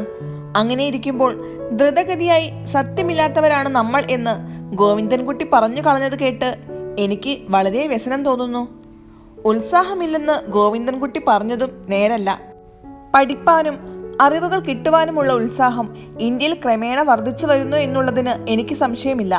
ഇന്ത്യക്കാർക്ക് ധൈര്യവും ശരീരമിടുക്കും ഇല്ലെന്നോ ഉണ്ടെന്നോ ഇന്ത്യയിൽ ഇപ്പോൾ ഏർപ്പെടുത്തിയിട്ടുള്ള നേറ്റീവ് പട്ടാളക്കാരെ പോയി നോക്കി അവരുടെ സ്ഥിതി അറിഞ്ഞതിന്റെ ശേഷം പറയേണ്ടതാണ്. ഗോവിന്ദൻകുട്ടി പക്ഷെ ഒരു ഭീരുവായിരിക്കാം. മറ്റെല്ലാവരും തന്നെ പോലെ തന്നെ ഭീരുക്കളാണെന്ന് ഭീരുത്വമുള്ളവന് തോന്നുന്നത് സാധാരണയാണ്. കോൺഗ്രസിൽ തൊള്ളയിടുന്നു എന്ന് അവമാനകരമായി ഗോവിന്ദൻകുട്ടിയാൽ പറയപ്പെട്ടിട്ടുള്ള പല ബാബുമാരും അയ്യന്മാരും മുതലികളും അവരുടെ ജീവനെയും സർവ്വധനത്തെയും ഇന്ത്യയുടെ അഭ്യുദയത്തിനും ഗുണത്തിനും വേണ്ടി ത്യജിപ്പാൻ ഒരുക്കമുള്ളവരാണെന്ന് ഞാൻ വിശ്വസിക്കുന്നു. പക്ഷേ ബുദ്ധി കൗശലത്താൽ ജയിക്കേണ്ട ദിക്കിൽ തോക്കെടുത്ത് വെടിവെച്ച് ജയിക്കണമെന്ന് പറഞ്ഞാൽ ആര് കേൾക്കും? ധൈര്യമുണ്ടെങ്കിൽ 10 ബാബുമാരും അയ്യന്മാരും കൂടി ഇംഗ്ലീഷ് ഗവൺമെന്റിന്റെ നേരെ യുദ്ധം ചെയ്തു കാണണം എന്നൊരു വിഡ്ഢി പറഞ്ഞാൽ ആരെങ്കിലും സമ്മതിക്കുമോ? സർ ലപ്പൽ, ഗ്രിപ്പിൻ മുതലായവർ ഇന്ത്യയെക്കുറിച്ച് ദുഷിക്കുന്നതിൽ ഗോവിന്ദൻകുട്ടിക്ക് ബഹുരസമാണെന്ന് പറഞ്ഞു. അതിൽ എനിക്കും വളരെ രസമാണ്. യോഗ്യരായ ആളുകൾ ശത്രുപക്ഷത്തിൽ ചേർന്ന് നമ്മളുടെ അവസ്ഥകളെപ്പറ്റി ദുഷിച്ചാൽ മാത്രമേ നമ്മൾക്ക് നമ്മളുടെ ഗുണദോഷങ്ങളെ ശരിയായി അറിവാനും ആവശ്യമായ ഭേദങ്ങളെ ചെയ്യുവാനും കഴിയുകയുള്ളൂ. ഇവർ സൂക്ഷ്മത്തിൽ ഇന്ത്യക്ക് വളരെ ഗുണമാണ് ചെയ്യുന്നത്. വാചാലന്മാരായ ബാബുമാരും അയ്യരും മുതലിയും ഒരു മുസൽമാനോട് എതിർക്കാൻ ശക്തിയില്ല, ഭീരുക്കളാണ് എന്നും മറ്റും അവമാനമായി എപ്പോഴും പറഞ്ഞു കേൾക്കുന്നത് നമ്മൾക്ക് ചൊടി ഉണ്ടാവാനും നമ്മുടെ ധൈര്യശൗര്യങ്ങളുടെ വർധനവിനും വിശേഷ കാരണങ്ങളായി വരും. അതുകൊണ്ട് അവരങ്ങനെ തന്നെ പറഞ്ഞുകൊള്ളട്ടെ. ഗോവിന്ദൻകുട്ടി പറഞ്ഞതിനെല്ലാം ഞാൻ ഒരുവിധം സമാധാനം പറഞ്ഞു. ഇനി കോൺഗ്രസ് സഭയുടെ ഉദ്ദേശം എന്താണെന്ന് ചുരുക്കമായി ഞാൻ പറഞ്ഞ് അച്ഛനെ ധരിപ്പിക്കാം. ഞാൻ പറയുന്ന ഉദ്ദേശത്തിൽ നിന്ന് വിട്ടിട്ട് ഈ സഭ നിൽക്കുന്നത് എപ്പോഴെങ്കിലും കാണുന്ന ക്ഷണം ഞാൻ അതിൽ നിന്ന് ഒഴിയുകയും ചെയ്യും. ഇംഗ്ലീഷ് രാജ്യഭാരം ഈ രാജ്യത്തിൽ തുടങ്ങിയ മുതൽ പല നാശങ്ങളും നേരിടുന്നതിനാൽ അതുകളെ ഇല്ലായ്മ ചെയ്യാൻ വേണ്ടി വ്യവഹരിപ്പാൻ കൂടിയ ഒരു സഭയാണ് ഇത് എന്ന് അച്ഛൻ ധരിച്ചത് കേവലം തെറ്റാണ്. ഇംഗ്ലീഷ് ഗവൺമെന്റ് തുടങ്ങിയ മുതൽ ഇന്ത്യക്കു വാചാമഗോചരമായ ഗുണങ്ങളാണ് ഉണ്ടായിട്ടുള്ളത്. എന്നാൽ ആ ഗുണങ്ങളെ ഇനിയും വർദ്ധിപ്പിക്കാനുള്ള ശ്രമങ്ങൾ ചെയ്യുവാൻ കൂടിയ സഭയാണ് കോൺഗ്രസ് എന്ന് പറയുന്ന സഭ. ഇംഗ്ലീഷുകാരോളം ബുദ്ധിസാമർഥ്യം ഉണ്ടായിട്ട് മറ്റൊരു ജാതിക്കാരെ കാണുവാൻ കഴിയുമോ? സംശയം. ഈ ബുദ്ധിസാമർഥ്യത്തിന്റെ ലക്ഷണങ്ങൾ അവരിൽ കാണുന്നത് ഒന്നാമത് നീതിജ്ഞത, രണ്ടാമത് നിഷ്പക്ഷപാതിത്വം, മൂന്നാമത് ദയ, നാലാമത് ധീരത, അഞ്ചാമത് ഉത്സാഹം, ആറാമത് ക്ഷമ ഇതുകളാണ്. ഇങ്ങനെ 6 സാധനങ്ങളെ കൊണ്ടാണ് ഇംഗ്ലീഷുകാർ ഇത്ര അധികം രാജ്യങ്ങൾ ഈ ലോകത്തിൽ സ്വാധീനമാക്കി രക്ഷിച്ചു വരുന്നത്. ഇങ്ങനെ ഉത്കൃഷ്ട ബുദ്ധികളായ മനുഷ്യരാൽ ഭരിക്കപ്പെടുവാൻ സംഗതി വന്നത് ഇന്ത്യയുടെ ഒരു മഹാഭാഗ്യമാണെന്നുള്ളതിന് സംശയമില്ല. ഇവരുടെ രാജ്യഭാരം തുടങ്ങിയ മുതൽ ഇന്ത്യക്കാർക്ക് അറിവും വർദ്ധിച്ചു തുടങ്ങി. ആ അറിവിന് സദൃശമായ യോഗ്യതകൾ ലഭിക്കണമെന്നുള്ള ഇച്ഛയും ഇന്ത്യക്കാർക്ക് തുടങ്ങി.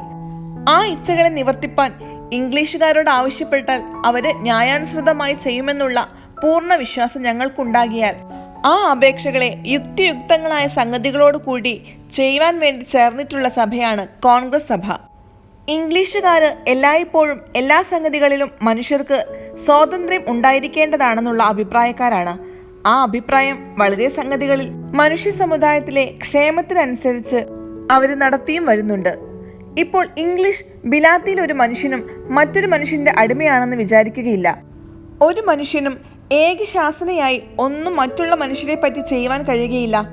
ഇംഗ്ലണ്ടിൽ ഒരു മനുഷ്യനും തന്റെ ശക്തിക്കും ഇഷ്ടത്തിനും അനുസരിച്ച് കുറ്റകരമല്ലാത്ത യാതൊരു പ്രവൃത്തിയും ചെയ്യുന്നതിൽ മറ്റൊരാളെ ഭയപ്പെടുകയില്ല. ഇതിനുള്ള മുഖ്യ കാരണം ഇംഗ്ലണ്ടിൽ രാജ്യഭരണക്രമം അതിമഹാന്മാരായ ആളുകൾ ഏർപ്പെടുത്തിയതിന്റെ ഒരു വിശേഷത തന്നെയാണ്. ആ മാതിരി മുഴുവനും ഒന്നായിട്ട് കിട്ടുന്നില്ലെങ്കിൽ ഏതാനും അപ്പപ്പോഴായിട്ടെങ്കിലും നമ്മൾക്കും കിട്ടണമെന്നുള്ള അപേക്ഷയാണ് കോൺഗ്രസ് ചെയ്തു വരുന്നത്. ഇതിൽ എന്താണ് ഒരു ദോഷം? ഇന്ത്യയിൽ എന്ന് വേണ്ട, ആഫ്രിക്കയിലുള്ള കാപ്പിരി ജാതിക്കാരെ കൂടി കഴിയുമെങ്കിൽ ഈ വിധം തന്ത്രങ്ങൾ ഏർപ്പെടുത്തിയ മാതിരിയിലുള്ള രാജ്യഭരണത്തിൽ കൊണ്ടുവന്നാൽ നല്ലതാണെന്ന് ഞാൻ വിചാരിക്കുന്നു. ഇന്ത്യയിൽ സാധാരണ ജനങ്ങൾക്കും പഠിപ്പും അറിവും നല്ലവണ്ണം ഇനിയും ഉണ്ടായിട്ടില്ലാത്തതിനാൽ ഈ മാതിരി രാജ്യഭരണത്തിന് സമയമായിട്ടില്ലെന്ന് ചില ദുഷ്ടന്മാർ പറയുന്നുണ്ട്. ഇത് വെറും ദുഷ്ടതയാണ്. രാജ്യഭാരം ഈ അറിവില്ലാത്ത ആളുകളെ കൊണ്ട് നേരിട്ട് ചെയ്യിക്കണമെന്ന് ആരും പറയുകയില്ല. എത്ര അറിവില്ലാത്ത ആളുകൾക്കും സുഖദുഃഖങ്ങളെ അറിവാൻ കഴിയും. ഇന്ത്യ രാജ്യക്കാർക്ക് അത് അറിവാൻ കഴിയില്ലെന്ന് പറയുന്നത് ഭോഷത്വമല്ലേ? മുമ്പത്തെ മാതിരി നാടുവാഴികൾ ശിക്ഷാരക്ഷകൾ ചെയ്തു വന്നപ്പോൾ ഉണ്ടായിരുന്ന സുഖദുഃഖങ്ങളും ഇപ്പോഴത്തെ രാജ്യഭാരത്തിൽ ഉണ്ടാവുന്ന സുഖദുഃഖങ്ങൾ ഇന്ത്യയിലുള്ള എത്രയോ താണതരം മനുഷ്യർ കൂടി മുഖ്യമായ സംഗതികളിൽ അറിയുന്നു. മനുഷ്യർ പോട്ടെ, ചില മൃഗങ്ങൾ കൂടി അതുകളെ ദയയോടെ സംരക്ഷിക്കുന്നതും അതിനോട് ക്രൂരത കാട്ടുന്നതും ആളുകളെ വേർതിരിച്ചറിയുന്നു. ഇപ്പോൾ കോൺഗ്രസ് ആവശ്യപ്പെടുന്നത് മുഖ്യമായി ഈ രാജ്യത്തെ ഭരിക്കുന്നതിൽ വിദ്യ കൊണ്ടും അറിവ് കൊണ്ടും ഇംഗ്ലീഷുകാരോട് സമന്മാരായ ഈ രാജ്യക്കാരെ അധികം ചേർത്ത് അവരുടെ അഭിപ്രായങ്ങളെ ആലോചിച്ചും അനുസരിച്ചും വേണമെന്നാണ്. ഇതിൽ എന്താണ് അബദ്ധം? ഇങ്ങനെയായാലല്ലേ പ്രജകൾക്ക് അധികം ഗുണം? രാജ്യഭരണ തന്ത്രങ്ങളെ അറിഞ്ഞു നടത്താൻ കഴിയുന്നവർ പലരും നമ്മുടെ നേറ്റീവ് ആളുകളുടെ ഇടയിൽ ഇപ്പോൾ ഇന്ത്യയിൽ എല്ലായിടവും ഉണ്ടെന്ന് സമ്മതിക്കുന്നു. അങ്ങനെ ആളുകളെ ഉണ്ടാക്കി വെച്ചതും ഇംഗ്ലീഷുകാർ തന്നെ. അങ്ങനെ ഇരിക്കുമ്പോൾ പഠിപ്പുള്ള യോഗ്യന്മാരായ ആളുകളെ അവരവരുടെ അവസ്ഥാനുസാരം ഇംഗ്ലീഷുകാരോട് കൂടി രാജ്യഭരണത്തിൽ ചേർത്ത് രാജ്യഭാരം ചെയ്യണമെന്ന് നാം ആവശ്യപ്പെടേണ്ടതല്ലയോ? ഈ വിധമുള്ള ഓരോ സംഗതികളെയാണ് കോൺഗ്രസ് മുഖ്യമായി ആലോചിക്കുന്നത്. ഇന്ത്യയിൽ പഠിപ്പില്ലാത്തവർ പഠിപ്പുള്ളവരെക്കാൾ വളരെയധികം എന്ന് സമ്മതിക്കുന്നു. ഇംഗ്ലണ്ട്, അമേരിക്ക, ജർമ്മനി, ഫ്രാൻസ് മുതലായ രാജ്യങ്ങളിലെ സ്ഥിതിയും ഈ സംഗതിയിൽ ഇന്ത്യയിലെ പോലെ തന്നെയാണ്. സാധാരണ കച്ചവടം, കൃഷി, കൈവേല, കൂലിപ്പണി ഇതുകളെ കൊണ്ട് കാലക്ഷേപം കഴിക്കുന്ന അധിക ജനങ്ങൾക്ക് എല്ലാ രാജ്യങ്ങളിലും രാജ്യഭാര കാര്യത്തെക്കുറിച്ചുള്ള അറിവ് ഏറെയും കുറേയുമായി ഒരുപോലെ തന്നെയായിരിക്കും. ദൃഷ്ടാന്തത്തിന് പാർലമെന്റ് സഭയിലേക്ക് മെമ്പർമാരെ തിരഞ്ഞെടുക്കുമ്പോൾ ഇംഗ്ലണ്ടിൽ ഉണ്ടാകുന്ന കോലാഹലങ്ങൾ പോയി നോക്കിയാൽ മതിയാവുന്നതാണ്. എന്നിട്ടും പാർലമെന്റിൽ മെമ്പർമാരായി എത്തിച്ചേരുന്നത് മിക്കവാറും യോഗ്യരായ ആളുകൾ തന്നെയാണ്. ഇവിടെ ഒരു സൂക്ഷ്മമാണ് വിചാരിക്കാനുള്ളത്. ജനങ്ങൾ പൊതുവിൽ എല്ലാവരും അറിവുള്ള ആളുകൾ അല്ലെങ്കിലും തങ്ങളുടെ ഇടയിലുള്ള അറിവുള്ള മനുഷ്യരുടെ ചൊൽപ്പടിക്കും ഉപദേശത്തിനും അനുസരിച്ച് ക്രമമായ വിധം പ്രവർത്തിക്കുമെന്ന് ഊഹിക്കേണ്ടതാണ്. ജാതി മത ധർമ്മങ്ങളും സ്ത്രീകൾക്ക് വിദ്യാഭ്യാസമില്ലായ്മയും മറ്റും കോൺഗ്രസുകാരുടെ അപേക്ഷകളെ നിരാകരിക്കുന്നതിന് കാരണമായി വരാൻ പാടില്ല.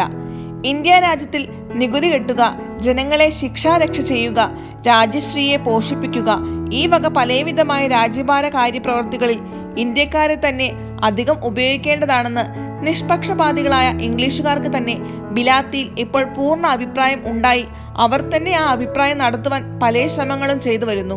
ഇതെല്ലാം കോൺഗ്രസ് കഴിഞ്ഞ 4 കൊല്ലങ്ങളിൽ ചെയ്ത ഉത്സാഹങ്ങളുടെ ബലമാണെന്ന് വിശ്വസിക്കാം. ഇംഗ്ലീഷ് ഗവൺമെന്റിന് ഇന്ത്യയിൽ ഒന്നാമത്തെ രക്ഷ ആ ഗവൺമെന്റ് നിമിത്തം ഉണ്ടായിട്ടുള്ള ഇപ്പോൾ കാണുന്ന പഠിപ്പുള്ള ജനങ്ങളാണെന്ന് ഞാൻ വിശ്വസിക്കുന്നു. പഠിപ്പുള്ള ജനങ്ങൾക്ക് മാത്രമേ ഇംഗ്ലീഷ് ഗവൺമെന്റിന്റെ ഗുണദോഷങ്ങൾ വിവരമായി അറിയാൻ കഴിയുള്ളൂ. പഠിപ്പില്ലാത്തവർക്ക് സൂക്ഷ്മസ്ഥിതി ഒന്നും അറിയാൻ കഴിയില്ല. 1857 ഇന്ത്യയിലുണ്ടായ അതിഭയങ്കരമായ ലഹള ആ മാതിരിയുള്ള കാരണങ്ങളിന്മേൽ ഇനി ഒരു പ്രാവശ്യം ഇന്ത്യയിൽ ഉണ്ടാവാൻ പാടുള്ളതല്ലെന്ന് ഞാൻ വിചാരിക്കുന്നു. ഇങ്ങനെ ഉണ്ടാവാൻ പാടില്ലെന്ന് ഞാൻ വിചാരിക്കുന്നതിന് മുഖ്യ കാരണം ഇന്ത്യയിൽ ഇപ്പോൾ വർദ്ധിച്ചു വരുന്ന പഠിപ്പും അറിവും നിമിത്തമാണെന്ന് ഞാൻ പറയുന്നു. പട്ടാളങ്ങൾ അധികരിപ്പിച്ചതിനാലും കോട്ടകൾ അധികം ഉണ്ടാക്കിയതിനാലും മറ്റുമല്ല ഇങ്ങനെ ഇംഗ്ലീഷ് ഗവൺമെന്റിന് ഇന്ത്യയിൽ ബലം വർദ്ധിച്ചത്. ഒരു ഗവൺമെന്റിന്റെ ബലം അതിന്റെ പ്രജകളുടെ അറിവിലും പഠിപ്പിലും സ്നേഹത്തിലും നിന്ന് ഉത്ഭവിച്ച് വർദ്ധിച്ചു വരണം. അല്ലാതെ ഉണ്ടാവുന്ന ഫലം നിലനിൽക്കുന്ന ഫലമല്ല. 1857 മൃഗങ്ങളുടെ ശവത്തിൽ നിന്നെടുത്ത നെയ്യ് പെരട്ടിയ വെടിമരുന്നു തിരകൾ കടിപ്പിച്ച് പട്ടാളക്കാരുടെ ജാതി കളവാൻ പോകുന്നു എന്ന് ഉണ്ടാക്കിയ ഒരു കിംവദന്തി എത്ര ക്ഷണം കാട്ടുതീ പോലെ രാജ്യത്തെല്ലാം പരന്നു. എത്ര ക്ഷണേന ജനങ്ങൾ വിശ്വസിച്ചു.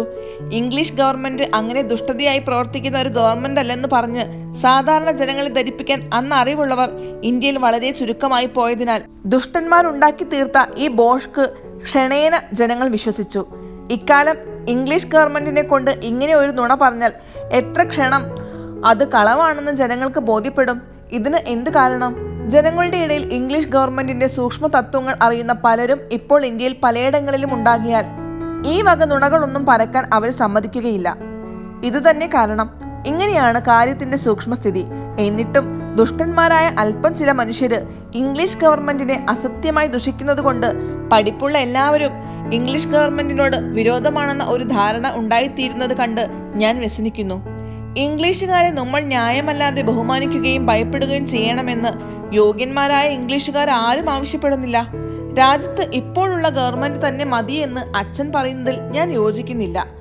ഇംഗ്ലീഷുകാരെ പോലെ തന്നെ വിദ്യാഭ്യാസം ചെയ്ത നമ്മൾക്ക് സാമർഥ്യവും യോഗ്യതയും ഉണ്ടായ ശേഷം നമ്മൾ സാധാരണ മനുഷ്യ സ്വഭാവത്തിന് അനുസരിച്ച് ആ യോഗ്യതാനുസാരം ഓരോ സ്ഥിതികളിൽ ഇരിപ്പാൻ കാക്ഷിക്കുന്നത് തെറ്റാണെന്ന് പറയുന്നത് നീതിയല്ല. ദുഷ്ടന്മാരല്ലാതെ ഇത് തെറ്റാണെന്ന് ആര് പറയും? ഇംഗ്ലീഷ് ബിലാത്തിയിൽ 3/4 വീശവും ജനങ്ങൾക്ക് ഈ കോൺഗ്രസിന് വളരെ ബഹുമാനമാണുള്ളത്.